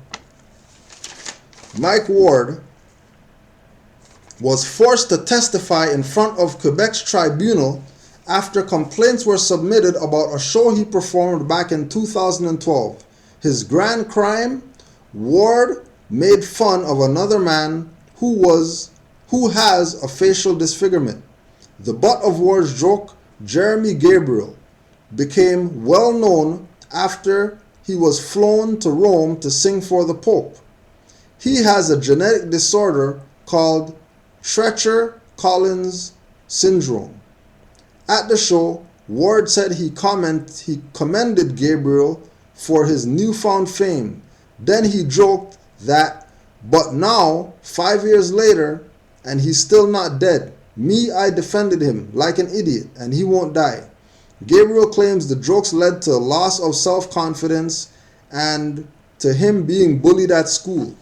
It was horrible during all those years to endure, to be a teen, to be successful, to be a successful artist with all those comments, with all those laughs. So I wanted to say that it's not acceptable for me or my family, and I think for the entire society too. Gabriel testified at the tribunal. Blah, blah, blah. What the more wanted me to see was, look at Gabriel again. So when I go look at Gabriel again, and then I look right back there, you see that they got a little Shriner back there hiding in the back. Right? There's Jeremy Gabriel. And then in the back of Jeremy Gabriel, you got a little Shriner back there hiding. Now, what you're going to do is you're going to Google Jeremy Gabriel in images. And then ask yourself, they got all these pictures of this guy, Jeremy Gabriel. The one picture that they decide to put in the newspaper, the free newspaper that we always tell people about out here, that you can get at the subway station. They got their own paper box free, no change. You just open the box, take how many papers you want. You take 500 papers if you want, doesn't matter. It's free. All the pictures of Jeremy Gabriel, they got the one with the Shriner in the back. You think they're not saying something? You think they're not putting information out? They're just doing stuff just because. Right? Everything is for those who have eyes to see, let them see. Those who have ears to hear, let them hear. Everybody else, you stay lost if you want to. Right? So things come in all types of different ways once you say I'm a Moor. So don't get offended by certain things. Maybe there's a bigger lesson to be learned. It might be at your demise. It might be. It just might be at your demise. Who knows? Right? But don't just think that it's an attack on you or whatever. Right? wanted to put this one out there. I just posted 2 chapters of proof that we're Asiatics, as well as of African descent, which is really inseparable. By the way, and that the claim that we're descendants from Moabites and Canaanites from our Moorish family is also valid from the book The Wonderful Ethiopians of the Ancient Kushite Empire by Drusilla Dungy Houston. Study Moors, Study Islam. And that was from our good brother who came into the knowledge of his Moorish nationality and birthrights, who's a member of the Nation of Gods and Earths, Brother Allah Born Perfection. So when we tell you that people are waking up right now, don't think that, because you've seen somebody has a video on YouTube with 49,000 million views, talking against Moors, that they're talking against Moors. Because Moors, Moorish Americans, studious Moors, active Moors, righteous Moors, we know that quality over quantity. So we'll run with that one member of the Nation of Gods and Earths who's, studying Moorish history and finding out things about Moors, than 5,000 people who are going to be on the fence, jumping back and forth, don't know what they're going to do. We'll go with the one, opposed to 5,000 people. Because quality over quantity. So Islam to the good brother, Allah born perfection, peace God, and tell the earth, tell the seeds that we said, Islam. And I'm glad that you came to your senses, and didn't listen to what we said, but actually went out there and did your own studying to see how real this Moorish thing is that these guys with funny hats are talking about, because, I just want to check to make sure that what they're saying is real, and he's starting to find out that it's real.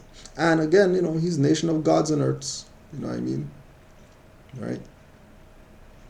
So it's not that he's abandoning Father Allah, he's not abandoning the supreme alphabet and all the things that he was taught in the Nation of Gods and Earths. He's not abandoning it, he's adding on to it, which is part of their lessons, build, destroy, build, break it down, build it back up again, right? What's he doing? He's bringing Moorish information into his cipher, right? He's bringing Moorish information into his cipher.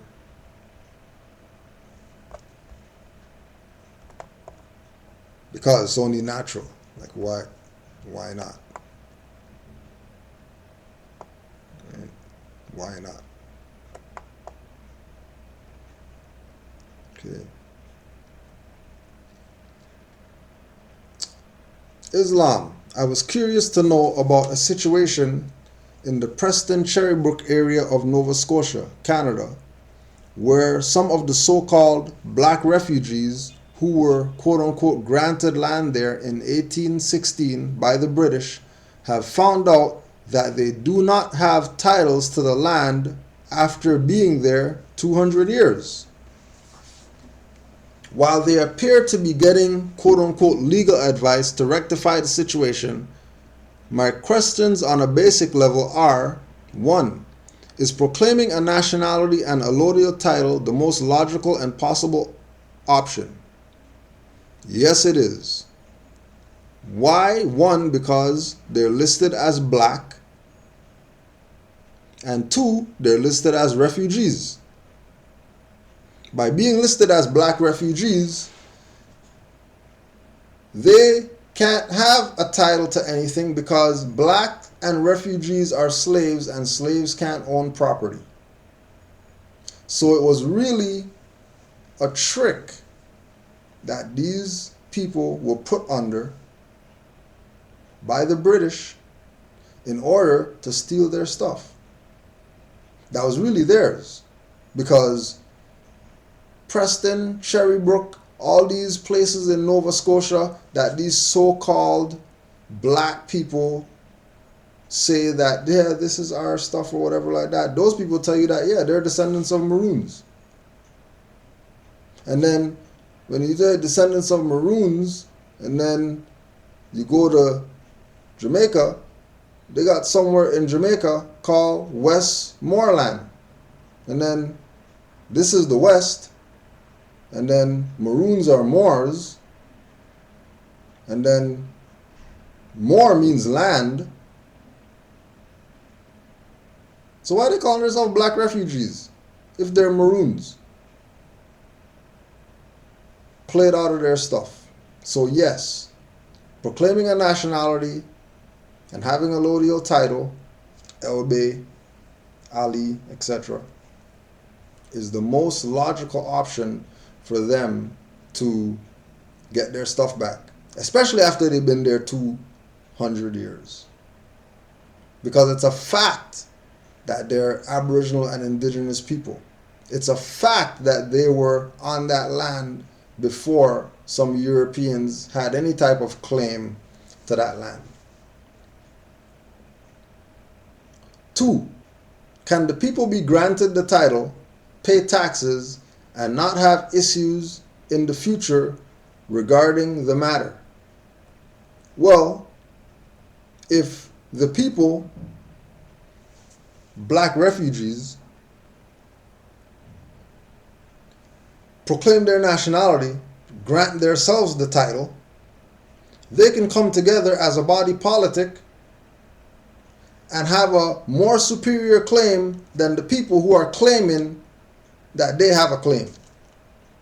But the only way that a claim can be made is if the people are in the correct status.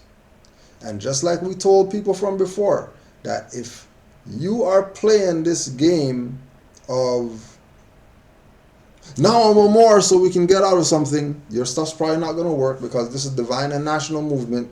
And if you're coming from Negro, black, colored, black refugee state of mind, and then tomorrow you're a Moor and you're going to go claim some land or whatever, more than likely these people already know that you don't know what the hell you're talking about, and they'll throw out something out there that's going to make you say, oh yeah, make you jump, and then as soon as you jump, they pull stuff from right on under you. Because that's just how they do. Because they know that our people are under mental slavery. And our people think that slavery was ball and chains and wear yoke around your neck and all that stuff, when that wasn't the slavery. The slavery was getting your mind detached from this land over here. Completely detached from this land over here. Remember, refugees was the same stuff that they pulled in Katrina to get all those people to give up their stuff. Classify them as refugees. Then, you know, they need their god, Sean Penn, to come help save them and stuff like that. And then everybody's saying that he's racist, he's not supposed to help black people and all that stuff, when, you know, he was trying to do them a favor. And then completely went over their head, because once again, mental slavery. Which, since 1913, Noble Drew Ali came in order to get our people out of that position, so that they can take their place amongst the affairs of men. Because as Negro, black, colored, you're not taking your place amongst the affairs of men if you're classified as it. I don't care how much fiat you got. I don't care how long you've been on that land. If you're classified as it, all they got to do is store the thing. Once you jump, they pull everything out from under you. Because why you jumping for stuff? Right. 3. What else has not been considered with the 2 questions that I have asked? Well, proclaiming nationality, that's a must, right? And then once nationality is proclaimed, then all these people come together as a body politic.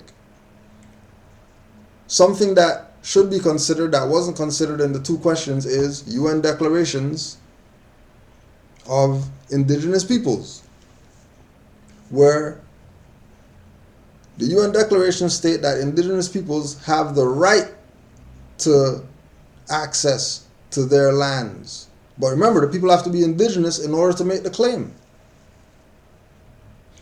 Another thing that should be considered is lawsuit for denationalization. Because if they're classified as black refugees, but they didn't come to Nova Scotia as black refugees, that's not how they came there. They came to Nova Scotia as Maroons. So how they get turned from Moors to Negro black colored people? Denationalization. How they get turned from Maroons to black refugees? Denationalization. By who? By foreigners in their own land. And denationalization is international war crime. You can't denationalize somebody.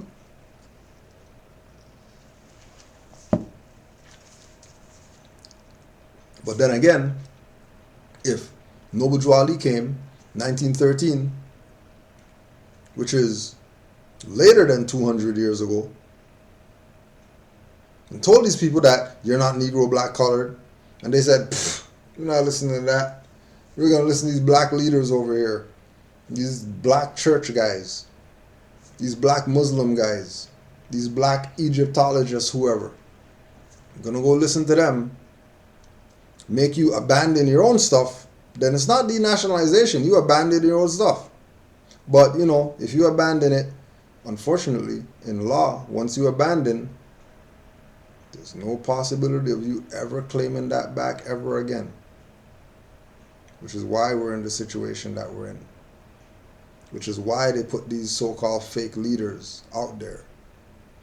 To let us, you know, forget about the refugees part, but we'll still claim that we're black.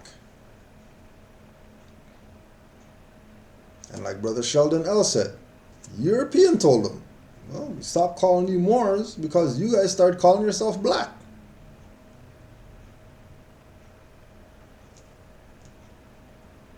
A lot of our stuff is because of our own. Oh yeah, Noble Drew Ali prophesies that too. That your own's going to come and put you in slavery. Right? So, all these people in Preston Cherrybrook, Nova Scotia, are classified, labeled black refugees, need to correct that. But that's only going to be corrected by them declaring and proclaiming that they are who their ancient foremothers and forefathers are and were, and that they're not these so-called black refugees, which makes them stateless people, which make them wards of the crown, because we're talking about the British, so we're talking about wards of, not wards of the state, wards of the crown. Because wards of the crown and wards of the state is 2 different corporate jurisdictions. Just like Indian is a jurisdiction, and status Indian is a different jurisdiction than just Indian. And then native Indian is a different jurisdiction than a status Indian and just Indian. And they do their little layer thing, where they bury us under layers. And the only thing that we could do to free ourselves from that is declaring and proclaiming who we are and being what we know. And the only way that we're going to be what we know is when we study. So don't think that, you know, all's lost, right? Get your study game up. Put some time in. Patience is a virtue. When you become virtuous, then you be honorable. When you become honorable, then you're righteous. When you become righteous, then the ancestors, whoever you consider God is going to look out for you and make sure that these people don't violate you. But make sure. Ancestors will step in. Guaranteed. It's not even, assumption. Because we are our ancient foremothers and forefathers. In the flesh, again. But if we don't trust that, if we think, oh yeah, ancestors are back there somewhere, and then we're up here, they already know that we don't know what's up. And then to make you jump, pull stuff right from under you again. Which is what they always do, make us jump. And then we jump. Because we don't consider that we're back again. Right? Now once again, SMB. So I've completed my notice of default that I'll be sending tomorrow. But to add on from what happened, I sent the writ and they did not give me what I demanded, which is the reason for default and dishonor. Furthermore, in response, they tried to misconstrue the reason for me sending the writ, stating my request for excusal has been denied. But my writ was not a request for excusal. Clearly, the private corporations are lawless. Yes, that's why they're corporations. That's why they're colored. That's why they want us to be colored. So they could continue their lawlessness. But if the supreme law of the land is the Constitution, and that position of the supreme law of the land that Noble Drew Ali told the Moors to enforce on these so-called people, we're not talking about cut and paste in some article. We're talking about the Moor enforcing the supreme law of the land. Just like the Moor that was fighting the IRS. The Moor was fighting the IRS, right? Fighting the IRS. IRS not hearing nothing. IRS not hearing nothing. We're not hearing what you're saying. We're the IRS. You owe whatever. The Moor contacted the governor. Hey, governor, let me ask you a question, governor. You take an oath to uphold the Constitution of the United States of America Republic. Article 1, section says Congress shall lay and correct taxes, blah, blah, blah. There's these guys over here that's called the IRS. Their office is wherever, blah, blah, blah, whatever like that. You back these people? Please respond in kind, because, I'm just a little bit confused about, where I'm supposed to go with this matter. Because, according to the state and the national republic, there's nobody mentioned in those called IRS. But then these guys over here are saying that they're IRS and that they have a right to collect taxes. But then the national constitution is saying that, could you just let me know what's up? The governor wrote back, well, IRS, that's a private foreign corporation. They have nothing to do with the state. They have nothing to do with the national constitution or whatever like that, blah, blah, blah. Took his little letter that he got from the governor, right? Sent it to the IRS. Well, it hasn't heard from them since. That was like 5 years ago. Hasn't heard from them since. Because when you realize that you're dealing with people who are color, when you realize that the cashier is not going to give you your money back when you found hair in your food, and they want to argue, well, we'll give you another one, we'll just make another one. Why don't you just take another one? Well, you tell them, shut the hell up, go get your manager. And then the manager is going to come out, push the button, open the till, give you your money back, and then Ain't no questions asked after that, because you dealt with the superior.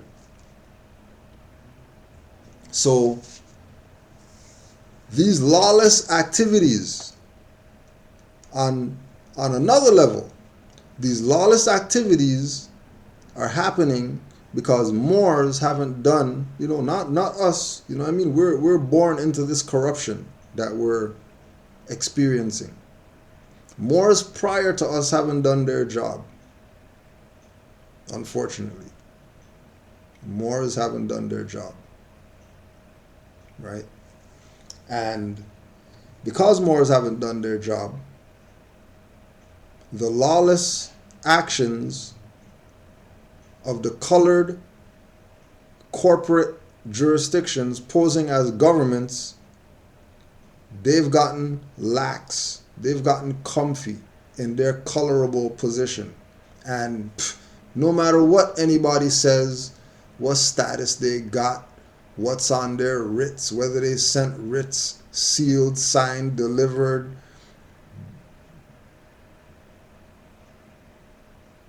posted stamp, signed through the postage stamp, writing stuff on 45-degree angle, whatever. I hear nothing that nobody's saying, because we've been running this lawlessness for 80, 90 years. You guys just come up now, you think that we're just going to yield just because you talk about some stuff and you talk some constitutional stuff or whatever?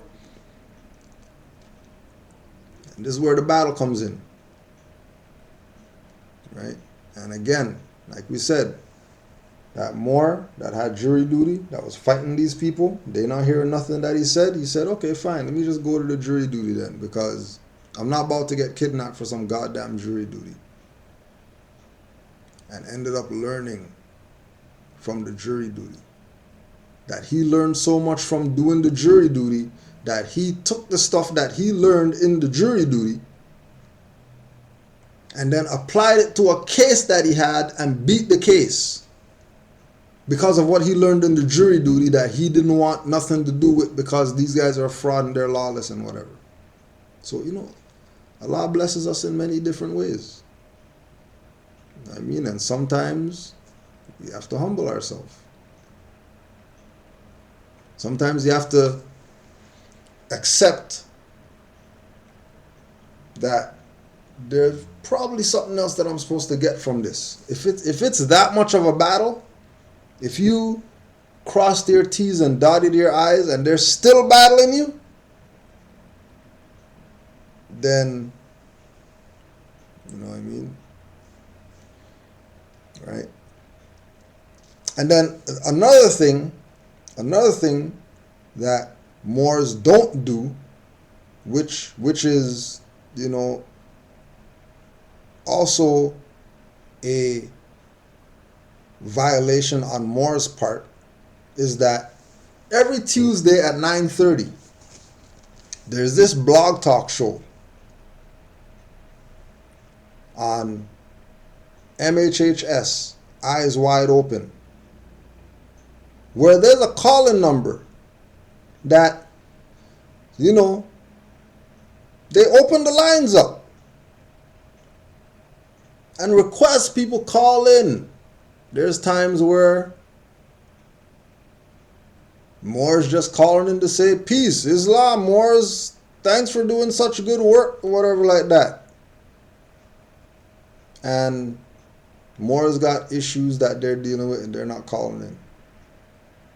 But the show is a call-in show for you to call in. If you got issues, put your issues on it. Or you're getting return email messages that, oh yeah, we're not available, we'll get back to you in 5 days or whatever. You've been getting that for the past 2 weeks and you never thought once to call into the show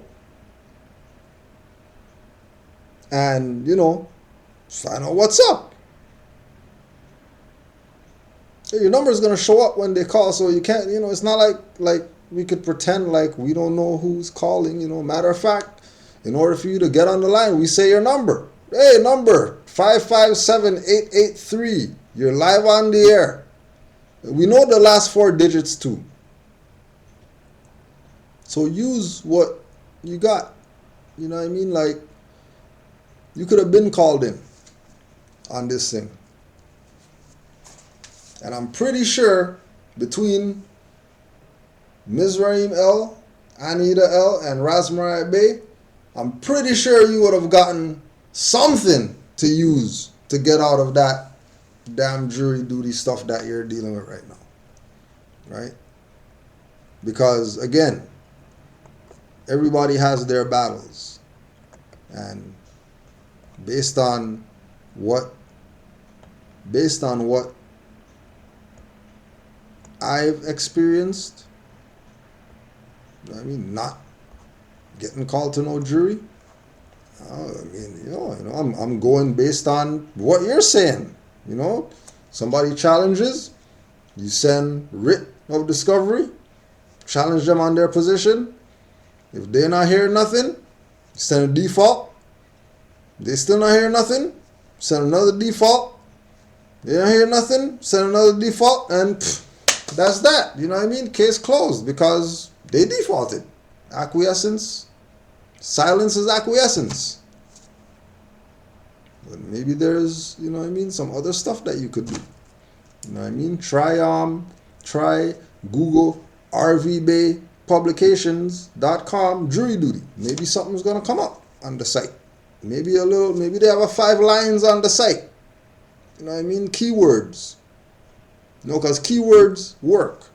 Getting out of jury duty. Maybe there's, just like people always call up about, they're trying to vaccinate they said they're going to kick them out of school. What do I do? Well, majority of the time, the school has their own vaccination exempt stuff. All you need to do is get your pastor to sign it, or your grand sheikh, or whoever is your religious leader, to just sign their paper that they have. They have a paper so you can be exempt from vaccinations. You don't need to write writs or nothing like that.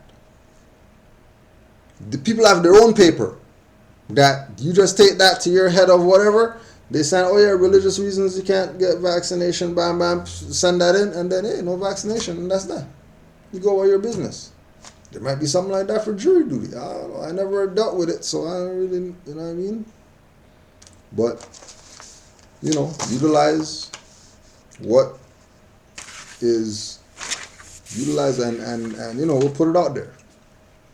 We'll put it out there that we need a section on the site for how to get out of jury duty, because I'm pretty sure between the mothers and Brother Miz that somebody's dealt with jury duty and got off jury duty the way that it's supposed to get done. You know what I mean? With what you've said that you've done so far, I can't see that there's any issue with what you've done. You know what I mean? Like, what? I don't know. Maybe they're just playing around with you. Maybe they're testing you, see are you really a Moor? Like, who knows?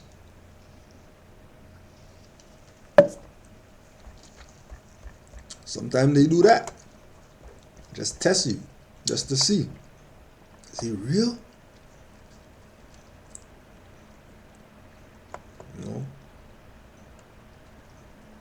Oh, and with Sister Natural, that went to the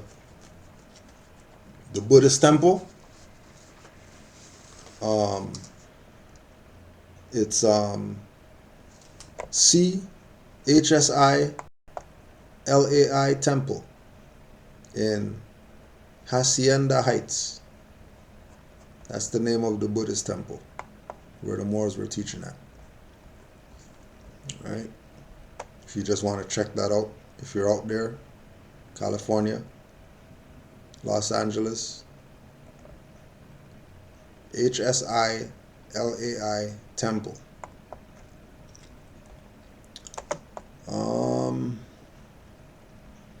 Islam Moors, I'm Loon Bey. I was looking into the Congress adjourning Sindia in 1861. I know that based on the 9th Article, 7th Clause of the Articles of Confederation, the Congress is not allowed or empowered to adjourn for longer than 6 months. Since Abraham Lincoln convened the Congress, didn't he aid the usurpation of the Republican form of government? Either way, Congress was never empowered to adjourn Sindia. So doesn't that make all legislation post 1861, null and void. Right? Remember that just like we say, the people who are exercising color, one thing you want to do is you want to go get Alim's book, First World Order, talking about the infiltration that happened. The infiltration that happened, which is why they even adjourned Congress. You also want to go to Nunajiel's YouTube page and watch all those videos. You can also watch there's a video on there with Seth and Rabe and Taj where they talk about it. Say the same subject matter. Because the real deal is that we're supposed to be running our own government. We don't need Congress. Right? The Moors, being Aboriginal indigenous to the land, have the right to have their own government. That's why when we came into the information in 2008, the Moors in Mecca, they were issuing their own plates and stuff like that. Because they're their own government. And dirty Moors infiltrated that and messed that up. We were in the conveyances with the Moorish plates, driving around all over the place, not getting stopped at all. But we're seeing people with Illinois plates getting pulled over. But they're not pulling over Moors that have their own plates.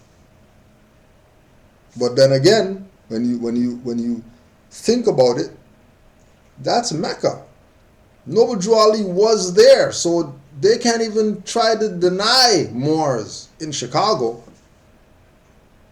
They can't even make an attempt to deny Moors in Chicago because Noble Drew Ali was there. So Chicago, nobody in Chicago could say that they don't know. They never heard about this, what's that, or whatever. Right? So when we talk about Congress adjourning and things like that, remember that, the Continental Congress was us. When we had the red flag with the white canton and the green cedar tree, that was us. The Continental Congress was us. Minus the Europeans. Europeans don't have nothing to do with that.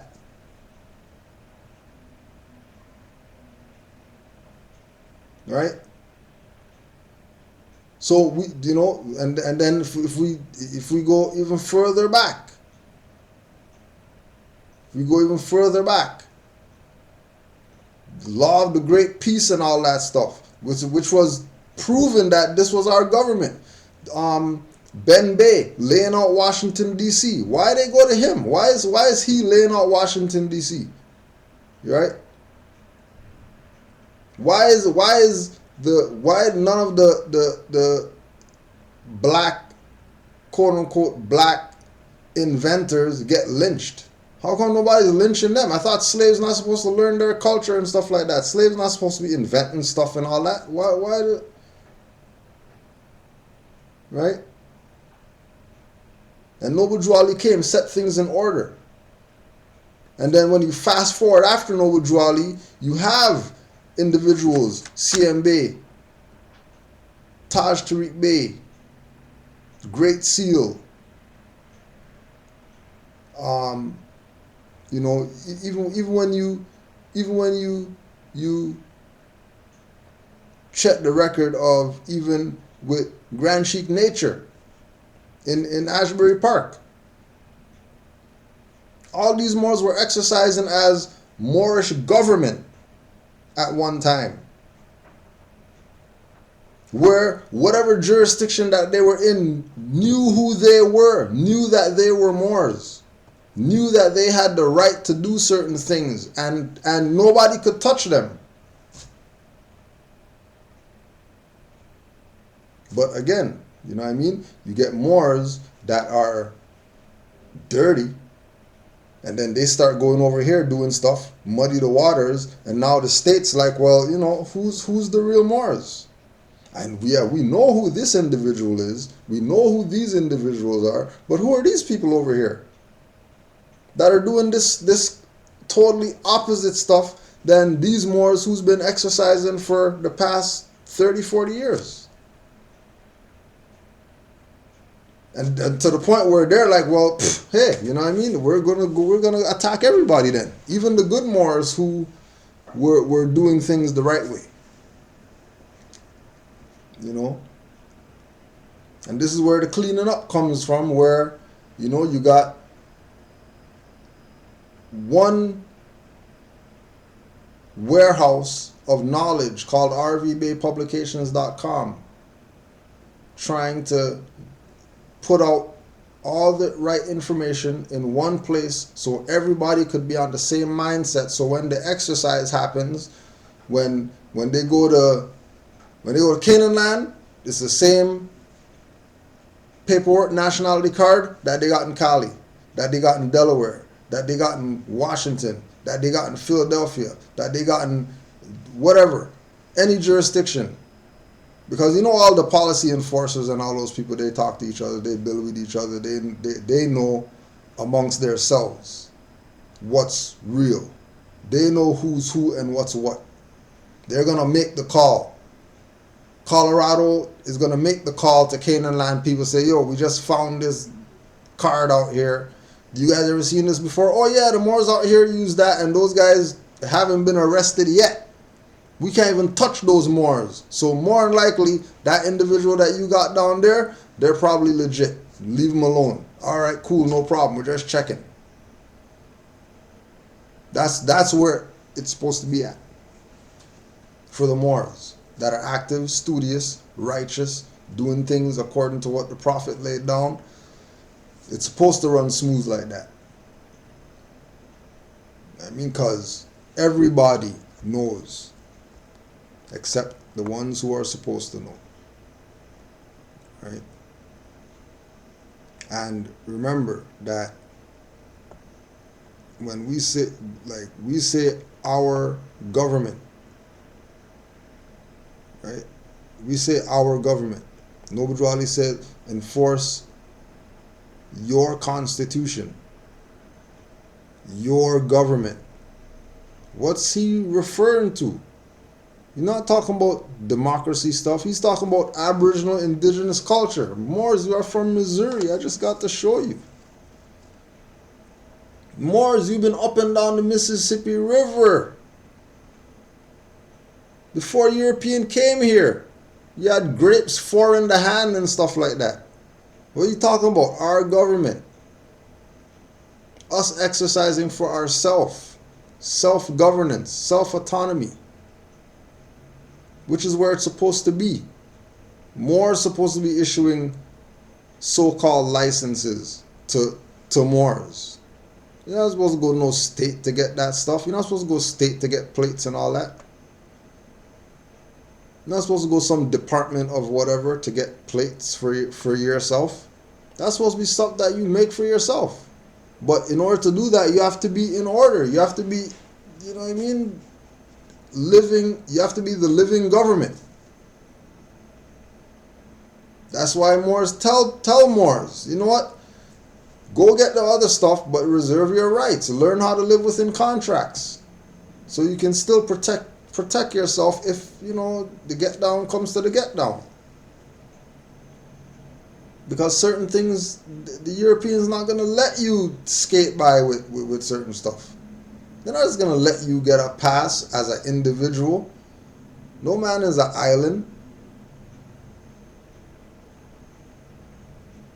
That's why, you know, we push study, because we want everybody to get on the correct mindset. And as soon as you get on the correct mindset, trust me, Light's gonna go off and you're gonna start exercising what you're supposed to exercise. Until that happens, you know, it's a battle. It's a struggle. You know what I mean? It's not a negative. It's not bad. That we have to battle on these levels. You know what I mean? It's part of the training. Without a force, soldier never knows their strength. Right? Milwaukee-based social group. In the 1950s sitcom Happy Days, The Leopard Lodge, number 462. Members included hardware store owner Howard Cunningham, Mr. C, who began as Leopard's first class and eventually attained the rank of Grand Poobah. Honors to Brand Nubian, you know, Sadat X, Lord Jamar, Grand Poobah. The lodge hat was a leopard-covered fez with a red top and dangling black tassel. Neophytes were called leopard cubs. They started off with a plain beige fez beret and then had to earn their spots. The lodge held an annual event called the Poopa Dupa Dance. Once Howard's son Richie asked Al Del Vecchio, the owner of the local high school hangout, if he was going to the lodge dance. No, I'm not allowed. I don't have enough spots yet, but someday I'll be Pooba, a Duda, or even Poopa Duda. I know it's a dream, he sighed. And there's Mr. C, wearing his leopard fez,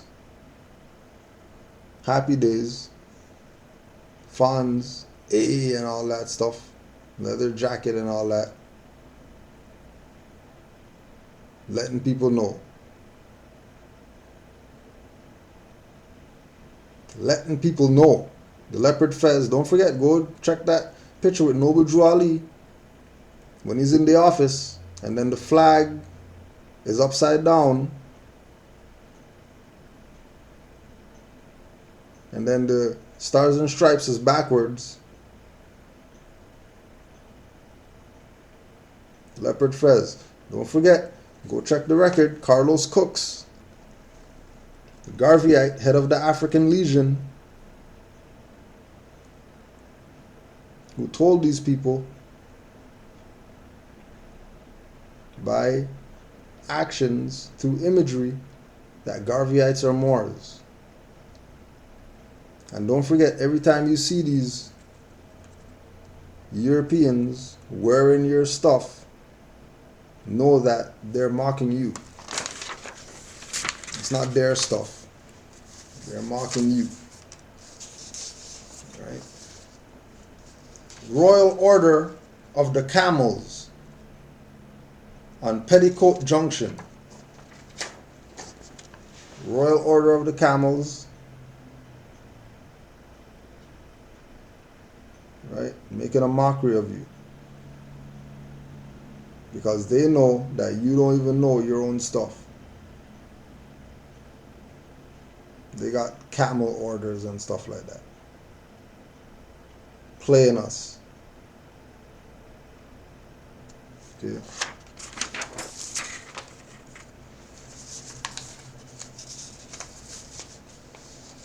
Regal Order of the Golden Door to Good Fellowship. Regal Order of the Golden Door to Good Fellowship. Andy Griffith. They know.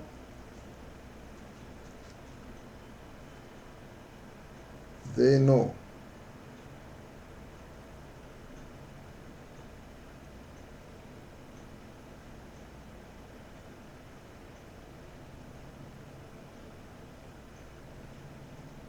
Nowhere to run to, baby, nowhere to hide. And then keep in mind again, remember, we showed you the Shriner, and they have the markings. And when you check all these shows, they ain't got no markings on anything. They got the pure red, pretending to be you. Andy Griffith Show. Got the pure red. Knights of the Scimitar. Cheers. Knights of the Scimitar.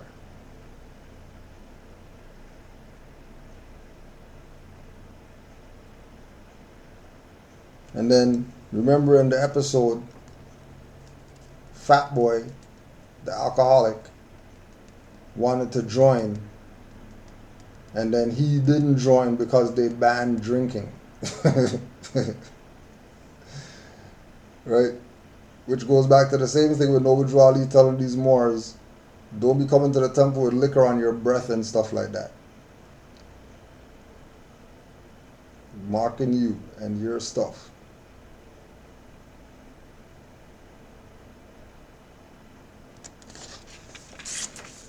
These Europeans don't know what's up. They don't know about Moors, really. Fraternal Order of the Bass. Fraternal Order of the Bass. Even Laverne and Shirley knows what's up. You're gonna listen to stupid black guys tell you about. They don't know.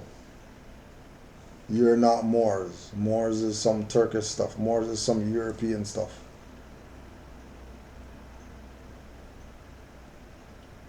Fraternal Order of the Bass. And then don't forget, see that they got the fish up there.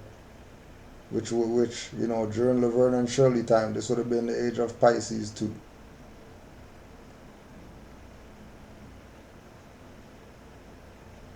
Playing people.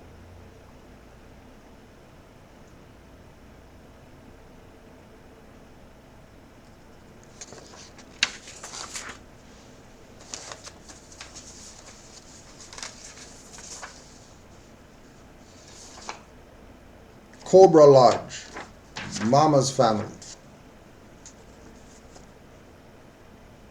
Cobra Lodge. And then the cobra, you know, the wise snake.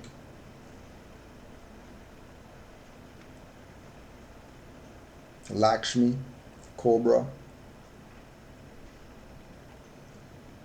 The Nagas, cobras behind the Nagas, the 7 cobras. Using all your stuff. Asiatic culture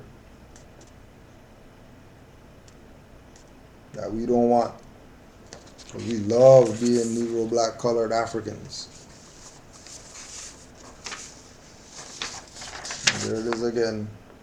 Andy Griffith. With the red fez, no markings on it.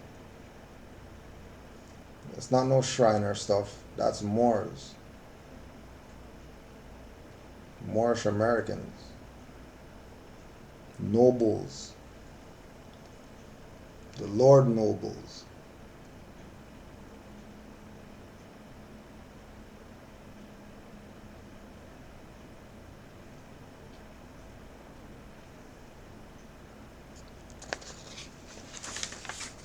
And then close out with Noble Drew Ali. Learn to love instead of hate. This story was on Facebook today. Somebody going through a drive-through or something like that. And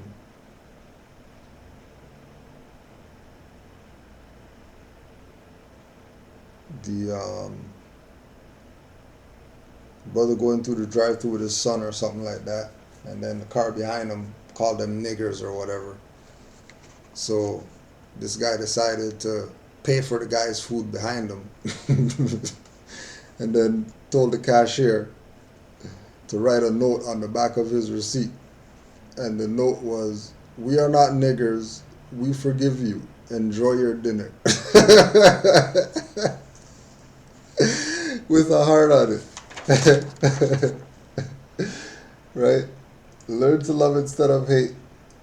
Don't hate them because they're challenging you. Don't hate them because they're trying to make you think that, you know, your prophet was a crazy man or whatever. He doesn't know what he's talking about. His teachings are outdated. just laugh at those dirty Moors and go back to studying. Because no matter what they do, they can't stop. They can't stop this. They can't stop it. They could try, but it ain't happening. So Islam to all the Moors, peace and love. All the righteous, studious, competent, cognizant Moors. All the Moors that been putting this information out to make sure that, you know, we have something right now. We want to give mad honors to you, you know what I mean, for making sure that we got something. You didn't sell out. You didn't get the check. You didn't get the, you know, CMB showing all the money and then grab the money and run. You said, nah, you can't sell this out. We gotta hold this for the people so somebody could be free, right? Oh yeah, and don't forget honors as well to the forerunner of the Moorish movement, Marcus Garvey, for preparing the people by teaching them nationhood, right? Preparing the people for the coming prophet, who is Noble Drew Ali. And again, Islam to all the Moors online. Appreciate your time. We're going to be back on Sunday, class 1 o'clock, going back to basics again. We got, I think we're going on to class 19 or something like that, right, before we finish the series of 25 classes. So stay true, Moors. You know what I mean? Noble Drew Ali did what he was supposed to do. And the Moors that were with the Prophet back then are with him today. And all those Moors who's talking BS about the Prophet, they were talking BS back then. So don't even worry about them. And any Moor that listens to dirty Moors and says, I want nothing to do with Moors because I'm not a Moor, I'm Kemetic ancient black guys, then you go be black guys, do your thing, you know what I mean? I'm not even worried about y'all. And it's really ironic that, you know, these guys are gonna push their, you know, black ancient Egyptians, but European puts out their gods of Egypt pale, which black means pale, but then they're not gonna support the movie. But they're gonna talk about black Egyptians. Black means pale, but when the European puts out gods of Egypt with only pale people in it, the same conscious people who said that they're black Egyptians, which means pale Egyptians, they're not going to support their movie. Asinine. Let those niggas go. Peace and love, Moors. 5 on the left, 2 on the right. Allah, the Father of the universe, Father of love, truth, peace, freedom, and justice.